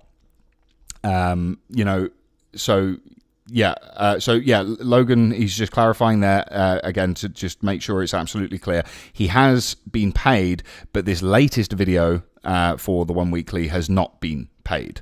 And from what I can gather, the team has essentially gone dark on him, and they're not doing it. So let's take a look at a leadership standpoint, right? Like there was mismanagement of money. There was a lack of communication, and everything went dark. So if you were an outside person and you were looking at an organization that you were partnered with and those things were happening, and you were in business and you aren't recognizing those things, then you need to hire someone to help you. But you also need to recognize that if you're a leader and you're failing in multiple aspects of the business, it's because you are spreading yourself too thin, because you are trying to do too much. Every leader is a victim of it as they grow. And like you have to fail to understand where your strength is, right? Like leading a 20-person company in your own house is different than leading a 120-person team worth a $500 million company, right? Like every bit of thing you scale when you're in charge, if you remove your hand and you don't trust the people you're empowering, because that's not the kind of person you are, then you're never, ever, ever going to be able to be successful, because you, in your personal time and investment, which you believe is invaluable, has a limit. And if you are, and that limit gives you diminishing returns. Like Logan says, you have to have laser focus, right? Like, and once you push through the wall, then you can broaden, right? Like you have to start small and then grow. But if you don't plan for success and don't recognize where your own limitations are, you won't recognize where your skill set is, right? Like in sports, if you're the head coach of an NFL team and you do a really poor job, people recognize that, right? But you generally get that job by being really good at one specific thing. And maybe that's being an offensive coordinator or a defensive coordinator. But really, truly good head coaches are very, very rare, because they have the opportunity to influence both sides of the football, or three sides if you consider special teams. And if you consider the Packers this last year, and if you don't take care of special teams, it doesn't matter how good you are, you can still fuck up and lose. So like, I think that those kind of analogies for people who aren't educated on the business aspects of what we're trying to communicate, I think that is the best analogy for what we're dealing with. We're dealing with a person who's a wonderful and brilliant offensive coordinator, but they're only a really brilliant offensive coordinator. They're not a really great head coach, right? Like I think everyone here, like Tabasco, can verify this, because I'm not 100% a tech person, but like the technology they're building, right? Tabasco is fucking awesome, right? Am I wrong? Yeah. So like, if the technology is amazing and you recognize all these other things, there needs to be some kind of governing organization to put the people in charge that have the skills to do those things. And like, if you're the person in charge of everything, and then you're the person in charge of the people in charge, there's no real checks and balances, right? Like there's no person to tell you, hey man, this isn't going well. Like, and if you don't feel empowered to do that and have those kind of conversations within your team, then like everything's destined to fail. So, right. I think if we're talking about like the leadership traits and talking about everything, like there's a bunch of stuff, but like, let's not forget that there are things that were done really, really well. Like our growth and led up to everything that went well was because of the stuff he was doing. I think he's just as a leader isn't able to scale with how successful things were. And I don't think that's a thing to be, upset with or angry about. And I don't think that's something to attack somebody for like understanding their limitations. It sucks that we are like, paying the cost of it, but like, if we're able to fix it, that's the best part, right? Like that's what we want. Right. Yeah. So the fact that Logan hasn't gotten paid, and furthermore, the fact that they've seen his messages and haven't responded to him, I think is just another indicator of the problem there. Right. So like, we know that Steven and Lee probably aren't the best communicators, right? So that's understood. Like you said, like they're human. Of course, nobody's great at everything, so that's okay. They're building a great product, so they need to, the next step in that process is, okay, now we need to delegate communication to someone else. And what is odd is I think that they have a head of communication. They have people in their team delegated and dedicated to communicating with the community. And Logan was one of the people. Of course, he wasn't on the core team, but he was, a part of that team in terms of, being exclusive to communication. And I think them hiring Logan or paying him for these videos was a fantastic decision on their part, right? That was one of their few very, very good decisions that they made, right? Because they didn't have anything like that before. And because of the lack of communication on the sides of the founders, the One Weeklies were a great place to kind of replace some of that lack of communicative skills. So burning that bridge with Logan specifically, assuming that they're kind of doing that, I think is a huge mistake on their part. Because those videos really were the main source of communication within the team. It was kind of a portal into what they're working on. And it was being produced by people who know what they're doing. And what we're seeing with like Steven creating his own videos, of course he doesn't know what he's doing. Most of these people that are engineers, they're not, they don't understand communication. They don't understand videos. They don't understand content like Logan does, or like these other people that are specific to that vertical. So it's unfortunate to see that happening. But I hope that they don't cut corners in that aspect, because they've said, like somebody in chat said that they said that they want to work in communication, yet they go silent. It's kind of the same thing here, right? If they want to work in communication, not paying Logan is the last thing that you want to do in this case. I will just say, like, Logan's not here, but I do chat with Logan fairly often recently, and I like Logan a lot. And from what he told me, I don't want to put words in his mouth, is that basically they would just send him scripts to read, right? And, there might have been more to it than that, but that's the whole thing, is that, like, when I watch his videos, I was like, that's cool and all, but, like, I just did not feel anything from it. Like, I want Harmony people themselves to be communicating and saying things, or hiring somebody that actually is, like, working with them and, like, gets it, you know what I mean? Like, some way to, like, actually really create communication as opposed to just putting out press releases. And the fact that they didn't pay him and all this stuff happening, I mean, none of it surprises me from my interaction with the Harmony team. Like, the past, like, 4 months, I've been trying to work with them on many different things, and it's always been extremely difficult to even communicate with people. Even people like Z and Lee, who I really like personally, like, I would totally be friends with them, and I guess I kind of am and stuff, and I've hung out with them at conferences, done stuff with them, shot things with them, and I really enjoyed myself and had a great time. But there is such a gigantic problem with communication. Like, I don't know if it's just from the tech field or what, but, like, it's one of those things where it's like, man, like, it's so bad, and that's such a crucial thing. And if their only solution is to give Logan a script and then to put it on the internet, like, basically as somebody just, like, reading off a script and then not even paying them eventually, I mean, it's just such a low bar to set. And once again, from the things that I've learned in the past, they do have talented people working there. They could have empowered to do certain things, but they just didn't. They would hold them back, and then they would make it even worse by, like, dictating things to them. And that's not what you do. You hire somebody who's really good at it, and you might guide them, but, like, you need their expertise to come into play, right? So I don't know if it's a cultural thing in the tech world or whatever it is, but I'm just, like, here to bang on the door and be like, you're doing this all so backwards and wrong. It couldn't be more wrong. And now look where we're at now. I don't know. So, like, it'd be really cool if Logan was on here to talk more about his experience and stuff, because I've been talking to him about it recently. But, like, it's just kind of funny because all the things that have been in the back of my head for the past 4 or 5 months that I thought were really strange and bizarre and, like, really not good business practices are now kind of, like, out in the open. And at first when it happened, I was like, ooh, this kind of feels bad. I don't like talking bad about people or whatever. But but the things when they keep doing it, like, somebody needs to step up and be like, dude, you're doing it wrong, like, so wrong in every way. Please. So just, I mean, like, one thing I've noticed, right, is, like, when I came along and we set up this platform with myself, Fizz, and Priest as well, and a lot of other people from the Harmony community were really, really, straight in there to support. They really loved the idea. They really loved the concept.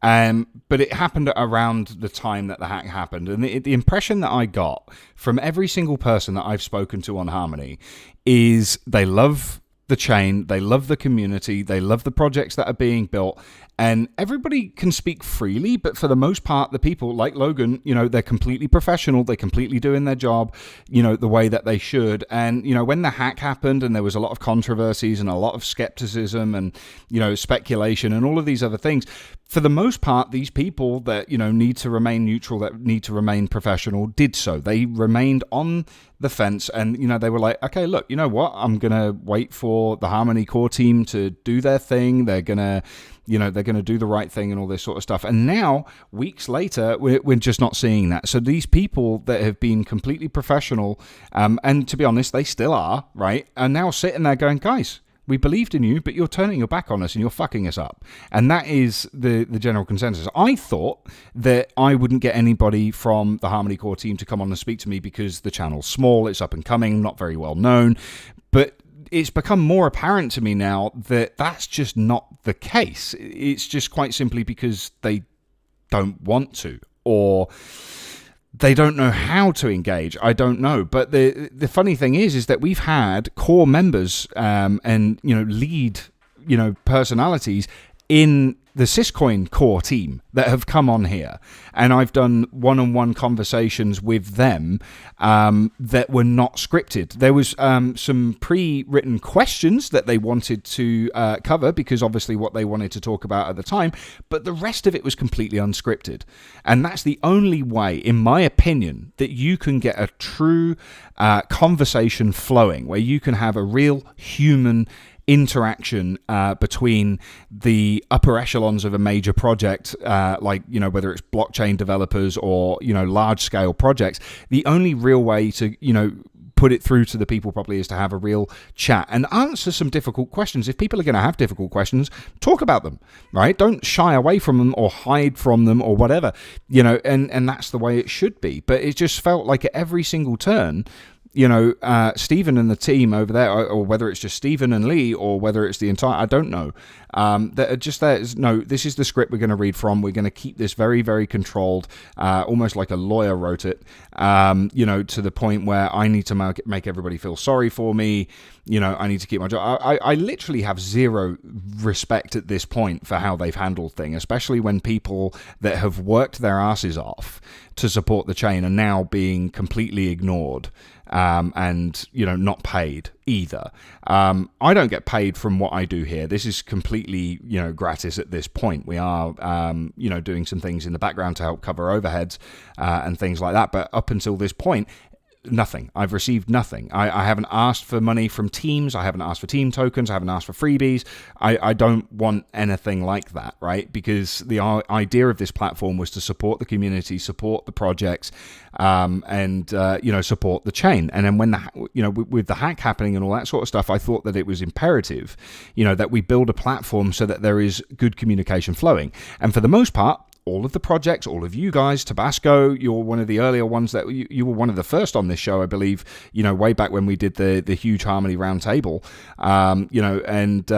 Priest and obviously, Fizz were the first to support, and just all of the guys from the Harmony community were completely of the same mindset. No, we need to talk about certain things. We're going to come on, we're going to promote certain projects, because at Mando, as building a project right now during a bear market is difficult, but then having it amidst all of this, controversy at the same time is making it even more difficult. And at the end of the day, you guys run businesses, and businesses are designed to turn over money. That's what a business is, right? So you need to be able to communicate with the people and, let them know that you're human and give updates, do AMAs, all of that kind of stuff. But you're receiving absolutely nothing from the core Harmony team, and I'm in shock, for lack of a better way of putting it. Completely in shock. If the core team, like Stephen, are not able to articulate what they want to say or talk about what they want to say for whatever reason, put somebody else in charge of it. They had the perfect person, like you've already said here. Flu would have been the perfect person to do it, and now they've lost that opportunity as well. It's a complete shambles. Right. So, I agree with you in that there needs to be a dedicated person to it. I'm kind of the opinion that founders or people up top shouldn't be expected to be social and like thought leaders of your space. I think that they should do their job, and that he's good at organizing teams. He's good at, for the most part, like everything that he does is good. The place that he lacks communication, I think expecting him to step up to the plate that he's uncomfortable with is a little bit unrealistic. So I think, like you said, having someone more capable of that, like Flu, would have been perfect, to focus exclusively on community engagement, right? So if you hire someone, like for example, what ChainStack does, and this is a super, super valuable position to the company, is developer relations. That's the position that I work in.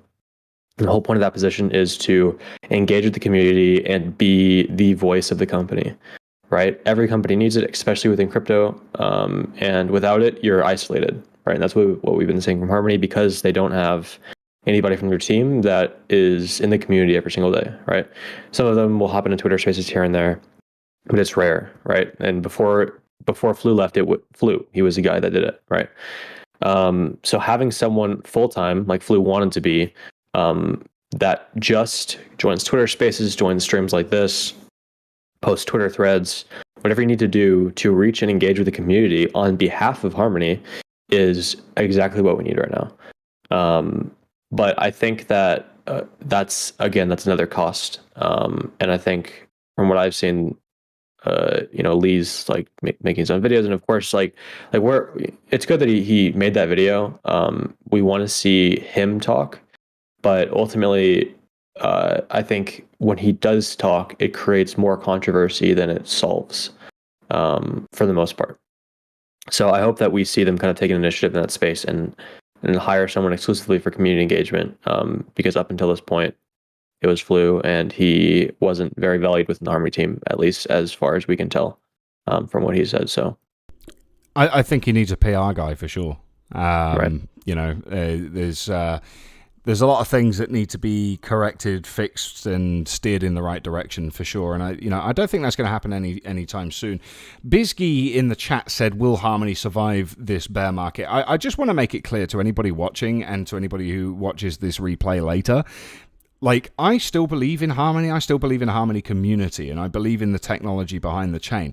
What we have an issue with here right now is the upper tier of the company, if you like, that are, essentially, blocking, dodging, and not really communicating. Well, I say not really. They're not communicating, not the way they should be, and not addressing the things that they need to address. Their proposals have been rejected unanimously on, all occasions. The repeg needs to happen or end of game, essentially.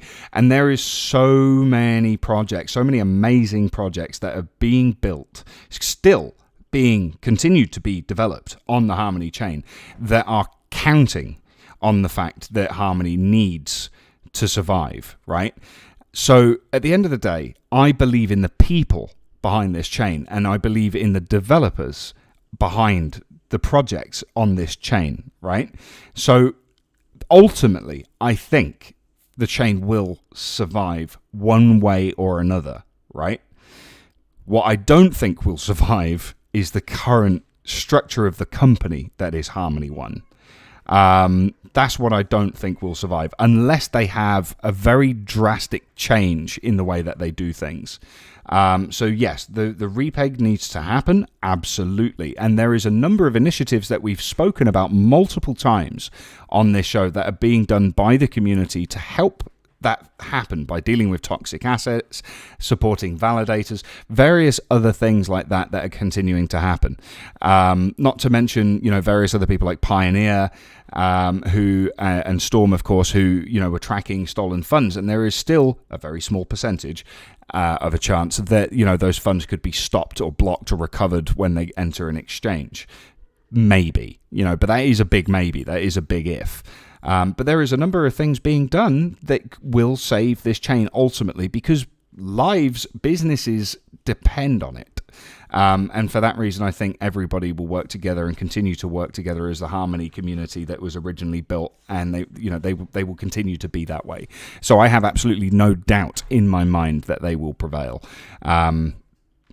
It's just the other things that maybe won't, not at least at the capacity that they're at. So that's what I think. Do you guys agree with that sentiment, or do you think, no, we're fucked?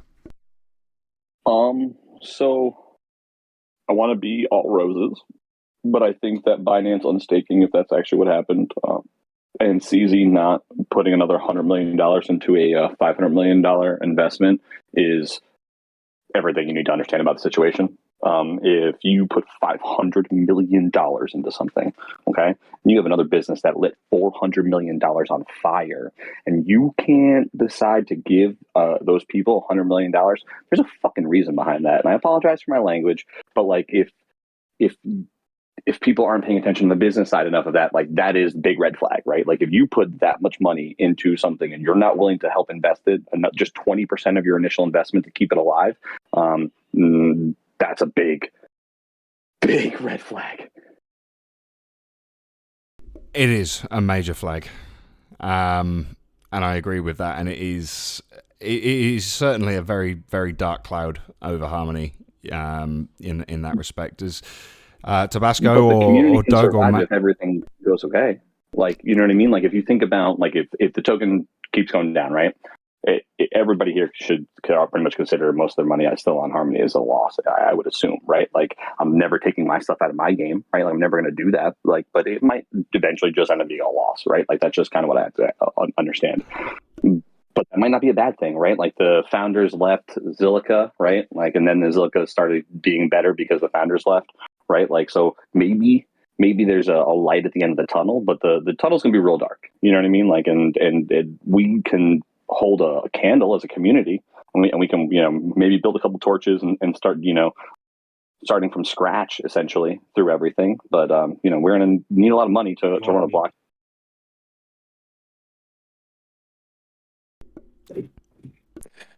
Yeah, so, you know, in terms of what you said, in terms of surviving the bear market, I think that there's not really a clear yes or no. I think that it's going to, like for me personally, I'm not even sure. I'm not sure myself. Will Harmony survive? Will it not? Was it going to die? I don't know. I think it's going to be dependent on the decisions that are made in the coming weeks. And if those decisions are good or bad, and if they follow in the direction the community wants, will determine how Harmony comes out of this bear market, right? So I think it's definitely possible that Harmony doesn't survive. I don't think that's a lost possibility. I think that Harmony definitely has the potential to maybe not fail entirely, but fail for the most part. And it definitely would have, given that proposal went through. So I think that it's all teetering at this point on the future decisions of the team. And like you guys said, the number one thing at the moment is getting stablecoins back in the ecosystem. I said this on MTOP Space the other day. Without stablecoins in the ecosystem, there is no DeFi. We're missing like a huge chunk of what makes a protocol a protocol. And without that, Harmony definitely has a high potential to kind of go belly up. And of course, I really hope it doesn't. But it's right now, it's all dependent on the decisions that are going to be made in the next couple of weeks. Absolutely. So, you know, for those who are unaware, or you're just joining us or whatever, we've been talking about a lot of the issues surrounding the Harmony One community right now. And we spoke about the video that Stephen Stee put out on his Twitter profile. And various other things. And, you know, one of the things I just want to point out as well as obviously Logan not being paid for his latest video that he did, which was the one weekly talk with Stephen. I've noticed as well that for several hours now on Discord and various other locations, and now on Twitter, MTOP Swap have been trying to get a hold of somebody at Harmony without very little success, to let them know that they are essentially ready to launch, and they've been trying to verify smart contracts before they can launch, and they can't go live until that is done, and they are having very little success trying to get hold of the people they need to get a hold of. So if anybody here is from Harmony or whatever that can help out MTOP Swap and find out why they can't use those servers to verify, please help them out, because they are ready to rock. So hopefully, you know, this is just adding to that layer of communication, isn't it, really? You know, or lack of. So Mando, you know, you're sat there. We haven't really spoken with you much since you got here. Apologies for that, dude. So I mean, you know, kind of give us a little bit of an insight into your experience as a project developer on Harmony. I'm just listening in, man, and you guys pretty much covered everything. So in that sense. Development wise, I'm just doing my own thing, man. Like, I applied for a grant, didn't get it. Took like 4 months before I even got a response, or 3 months, whatever it was. So I just, just funding it myself, minding my own business, I guess, and just getting it done slowly because of the situation, the whole market and stuff. But yeah, still going. Oh, it's good. I'm looking forward to seeing everything get finished and done. It's like, for me personally, I'm still going to support to the best of my ability, with the little funds I have available. I'm still going to play Fish Fight. I'm still going to go and play DeFi Tower. I'm still going to support Moon Robots and Rocket Monsters as well. We still need to get somebody on from Rocket Monsters to come and have a talk with us as well at some point. I think they're the only ones. Yeah, I think they're the only ones that we haven't spoken to. I really, really want to get them on. So at the end of the day, in terms of like the NFT gaming projects and just gamified platforms in general, support them, guys. I think there is one bonus is that it's going to be a lot cheaper now to join in. Yep. So see that as a positive or a negative, as you like. I'll let you decide. But ultimately, stick around if you believe in the community, you believe in the projects. There's no reason to not still get involved and support those guys, because you absolutely still can. And obviously do your own research. Don't go aping into anything. We all know that it's a bit of a rocky time on Harmony right now. And like I said, the only way it's really going to prevail is as long as the community continue to do the things that they're doing and continue to keep open discussions like this, get involved. But also, like everybody else says, we need a stable coin or stable coins on the ecosystem. We also need that repeg to happen. Yes or yes, there is no other way about it. And at the same time, Harmony, please, if you watch this back later and you see it, this is an open. I very, very much doubt there's nothing that has happened in the history of this podcast to suggest to me that you guys will take me up on this offer. But if you want to, this platform is available. I'm not going to charge money for it. Come on and speak to us. Stephen said in his video he wants to get better at communication and speaking and reaching out to the team. Come and do it. I don't use Twitter Spaces quite simply because it lines Twitter's pockets more than anything else. They are useful. They're good spaces. I'm not going to deny that. But this is the platform I'm building here, which is on Twitch, YouTube, and Twitter, Periscope live feed. So, I would ask that people support me here if you can. You don't have to subscribe to Twitch. You can go to YouTube or wherever. It's entirely up to you. But that's what we're building here. We don't do Twitter Spaces. But please still get involved on Twitter Spaces as you see them going up as well. I know Priest has been doing a lot of them and Fizz has been doing a couple of them as well. Get involved with those and join in the conversation. But also come in here and speak to us as well. We've been streaming now for 2 hours. That is the typical length of the show.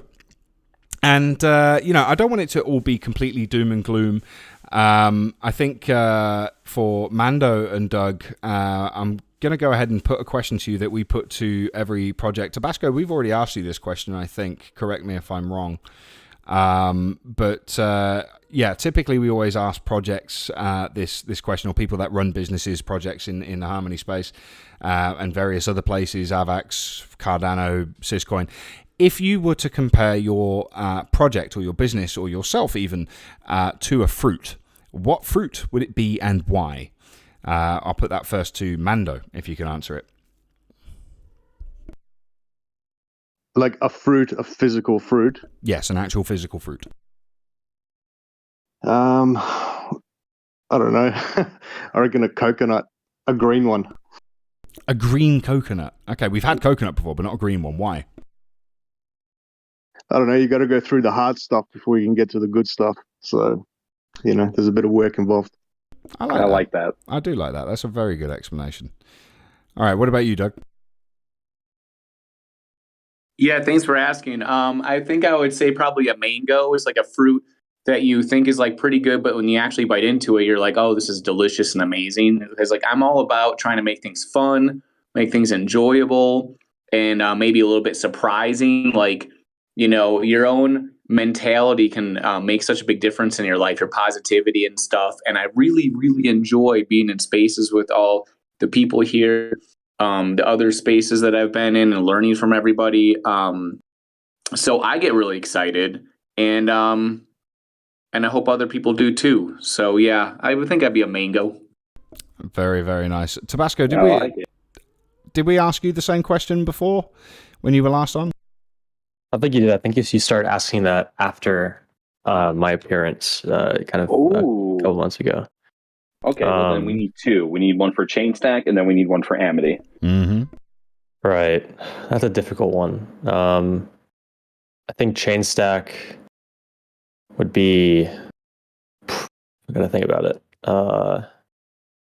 Maybe a strawberry. Chainstack's fantastic for pretty much everything, but you have to use it in the right way, right? So like strawberries, you have to eat them in the right time span, or else they're kind of gross. So with Chainstack, you have to know how to utilize that infrastructure, whether it be through MetaMask or through your project, for it to be worth eating, like a strawberry.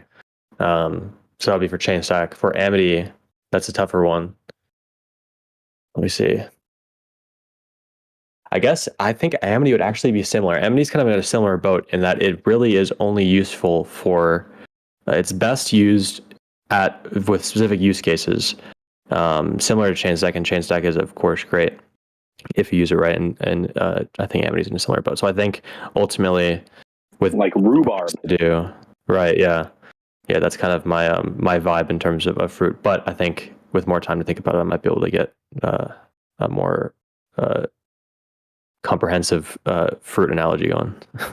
Out of all of the questions that we ask on this show, that is quite possibly the most difficult one, but it's always the one that yields the best results, I think, in terms of getting people to talk about their projects and compare them to something like that. So, no, I really appreciate the answer. It's an awesome answer. But we're going to close out the show today. First of all, a massive thank you to Tabasco, Doug, and Mando for coming on and sharing your thoughts with us and talking about this.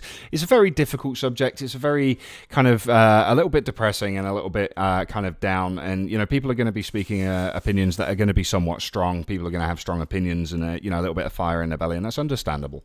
But I just wanted to thank you for taking the time and coming on this show and talking with us about that. So I appreciate you. Thanks very much. And a massive thank you to Priest as well for organising people to come on today as well, and helping me out massively today. I really appreciate that, dude. Unfortunately, Fizz wasn't able to be with us today. He's a little bit under the weather, as I mentioned. Get well soon, Fizz. Hopefully, you'll be back with us on the next show. I'm sure he will. So that's why Fizz wasn't with us today. And we will be back on Tuesday. We are going to be going live very shortly with the website, which is going to be cryptolamb.live. Currently, it says CryptoLamb coming soon. That's going to be populated. You'll be able to watch the stream on there live, and you will also be able to check out a load of other cool stuff that we're going to have on there, including some merchandise that we're going to be launching as well, which is absolutely cool. So thank you for everybody who continues to support and watch and get involved. You guys are absolutely awesome. We do have some really awesome shows lined up for the future. I'm not going to talk about what they are just now. You will all start to see it kind of come together on the schedule as we move forward. So by any means necessary, we are not going down, we are going up. We are going to be getting bigger and better as time goes on. You can bet your ass we will. So thanks very much for watching, everybody. Say goodbye, everybody. Thanks for being here. Bye. Bye. Appreciate you guys having me on. It was awesome. Yeah, good to see you guys. Good to hear you. Thanks. And Doug dropped out. There we go. That was his goodbye. just suavely walked out. Yeah, okay. So mic drop there. I like it. Yeah, just mic drop. Put on his fur coat, on the glasses, and then just walked out the door. So yeah, thanks for coming along, guys. You are awesome. I'm going to drop the call now and then do the outro. So thanks again for coming on, guys. You guys are absolutely awesome. Catch you later. All right. Yeah.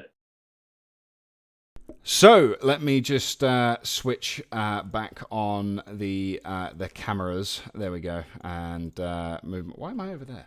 That's a bit weird. I don't know what happened there. Let me just move myself there to the middle so I can speak to you all. There we go. Right, I'm in the right place now. Thank you very much for continuing to support us and, talk with us, come on the show with us, and, just...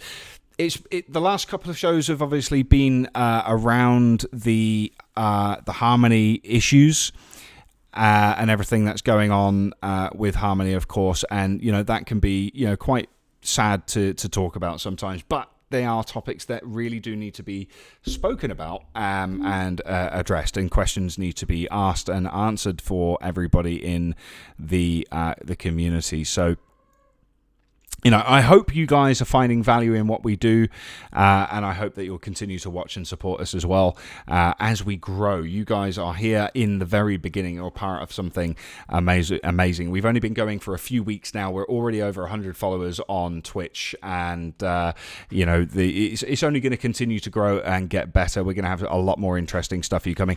I also noticed at the start of the show as well, somebody pointed out, it's Harmony Mag Daily, thanks for that, pointed out to me that the notification that people were getting was that there was a giveaway happening. That is an old notification that has now been fixed. I do apologize for any confusion.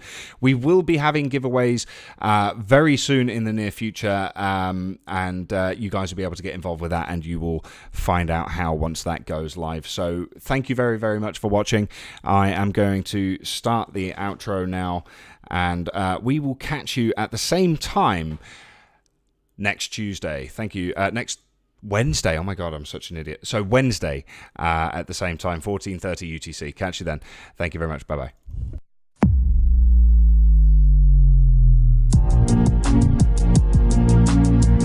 Thanks for tuning in, folks. See you next time on the Crypto Lamb Talk Show.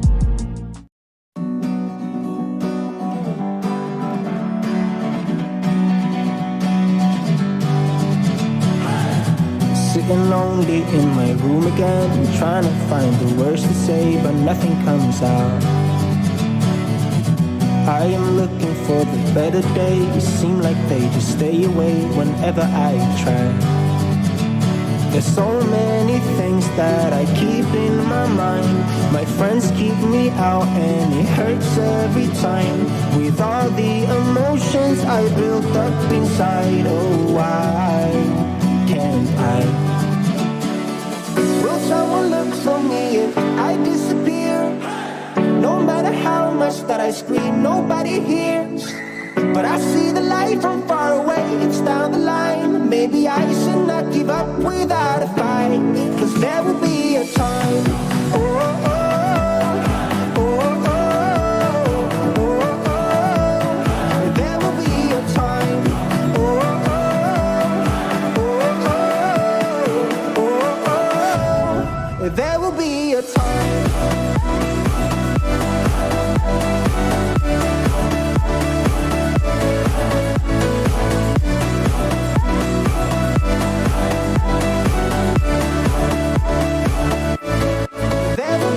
Time. Sitting lonely in my room again, acting like I'm innocent. Why do I try?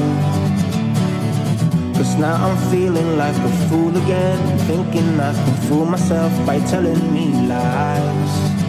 When there's so many things that I keep in my mind, I hang around people I don't even like. If they can be happy and walk with a smile, oh why can't I? Will someone look for me if I disappear? No matter how much that I scream, nobody hears. But I see the light from far away, it's down the line. Maybe I should not give up without a fight, 'cause there will be a time. Oh, oh, oh.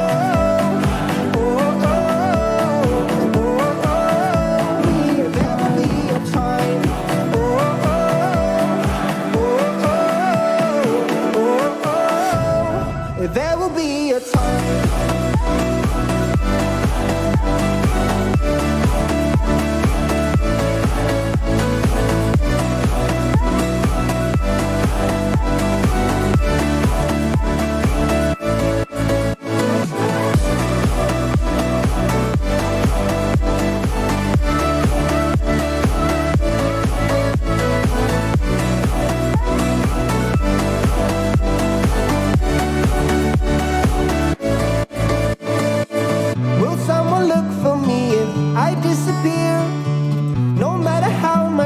scream, nobody hears. But I see the light from far away, it's down the line. Maybe I should not give up without a fight, 'cause there will be a time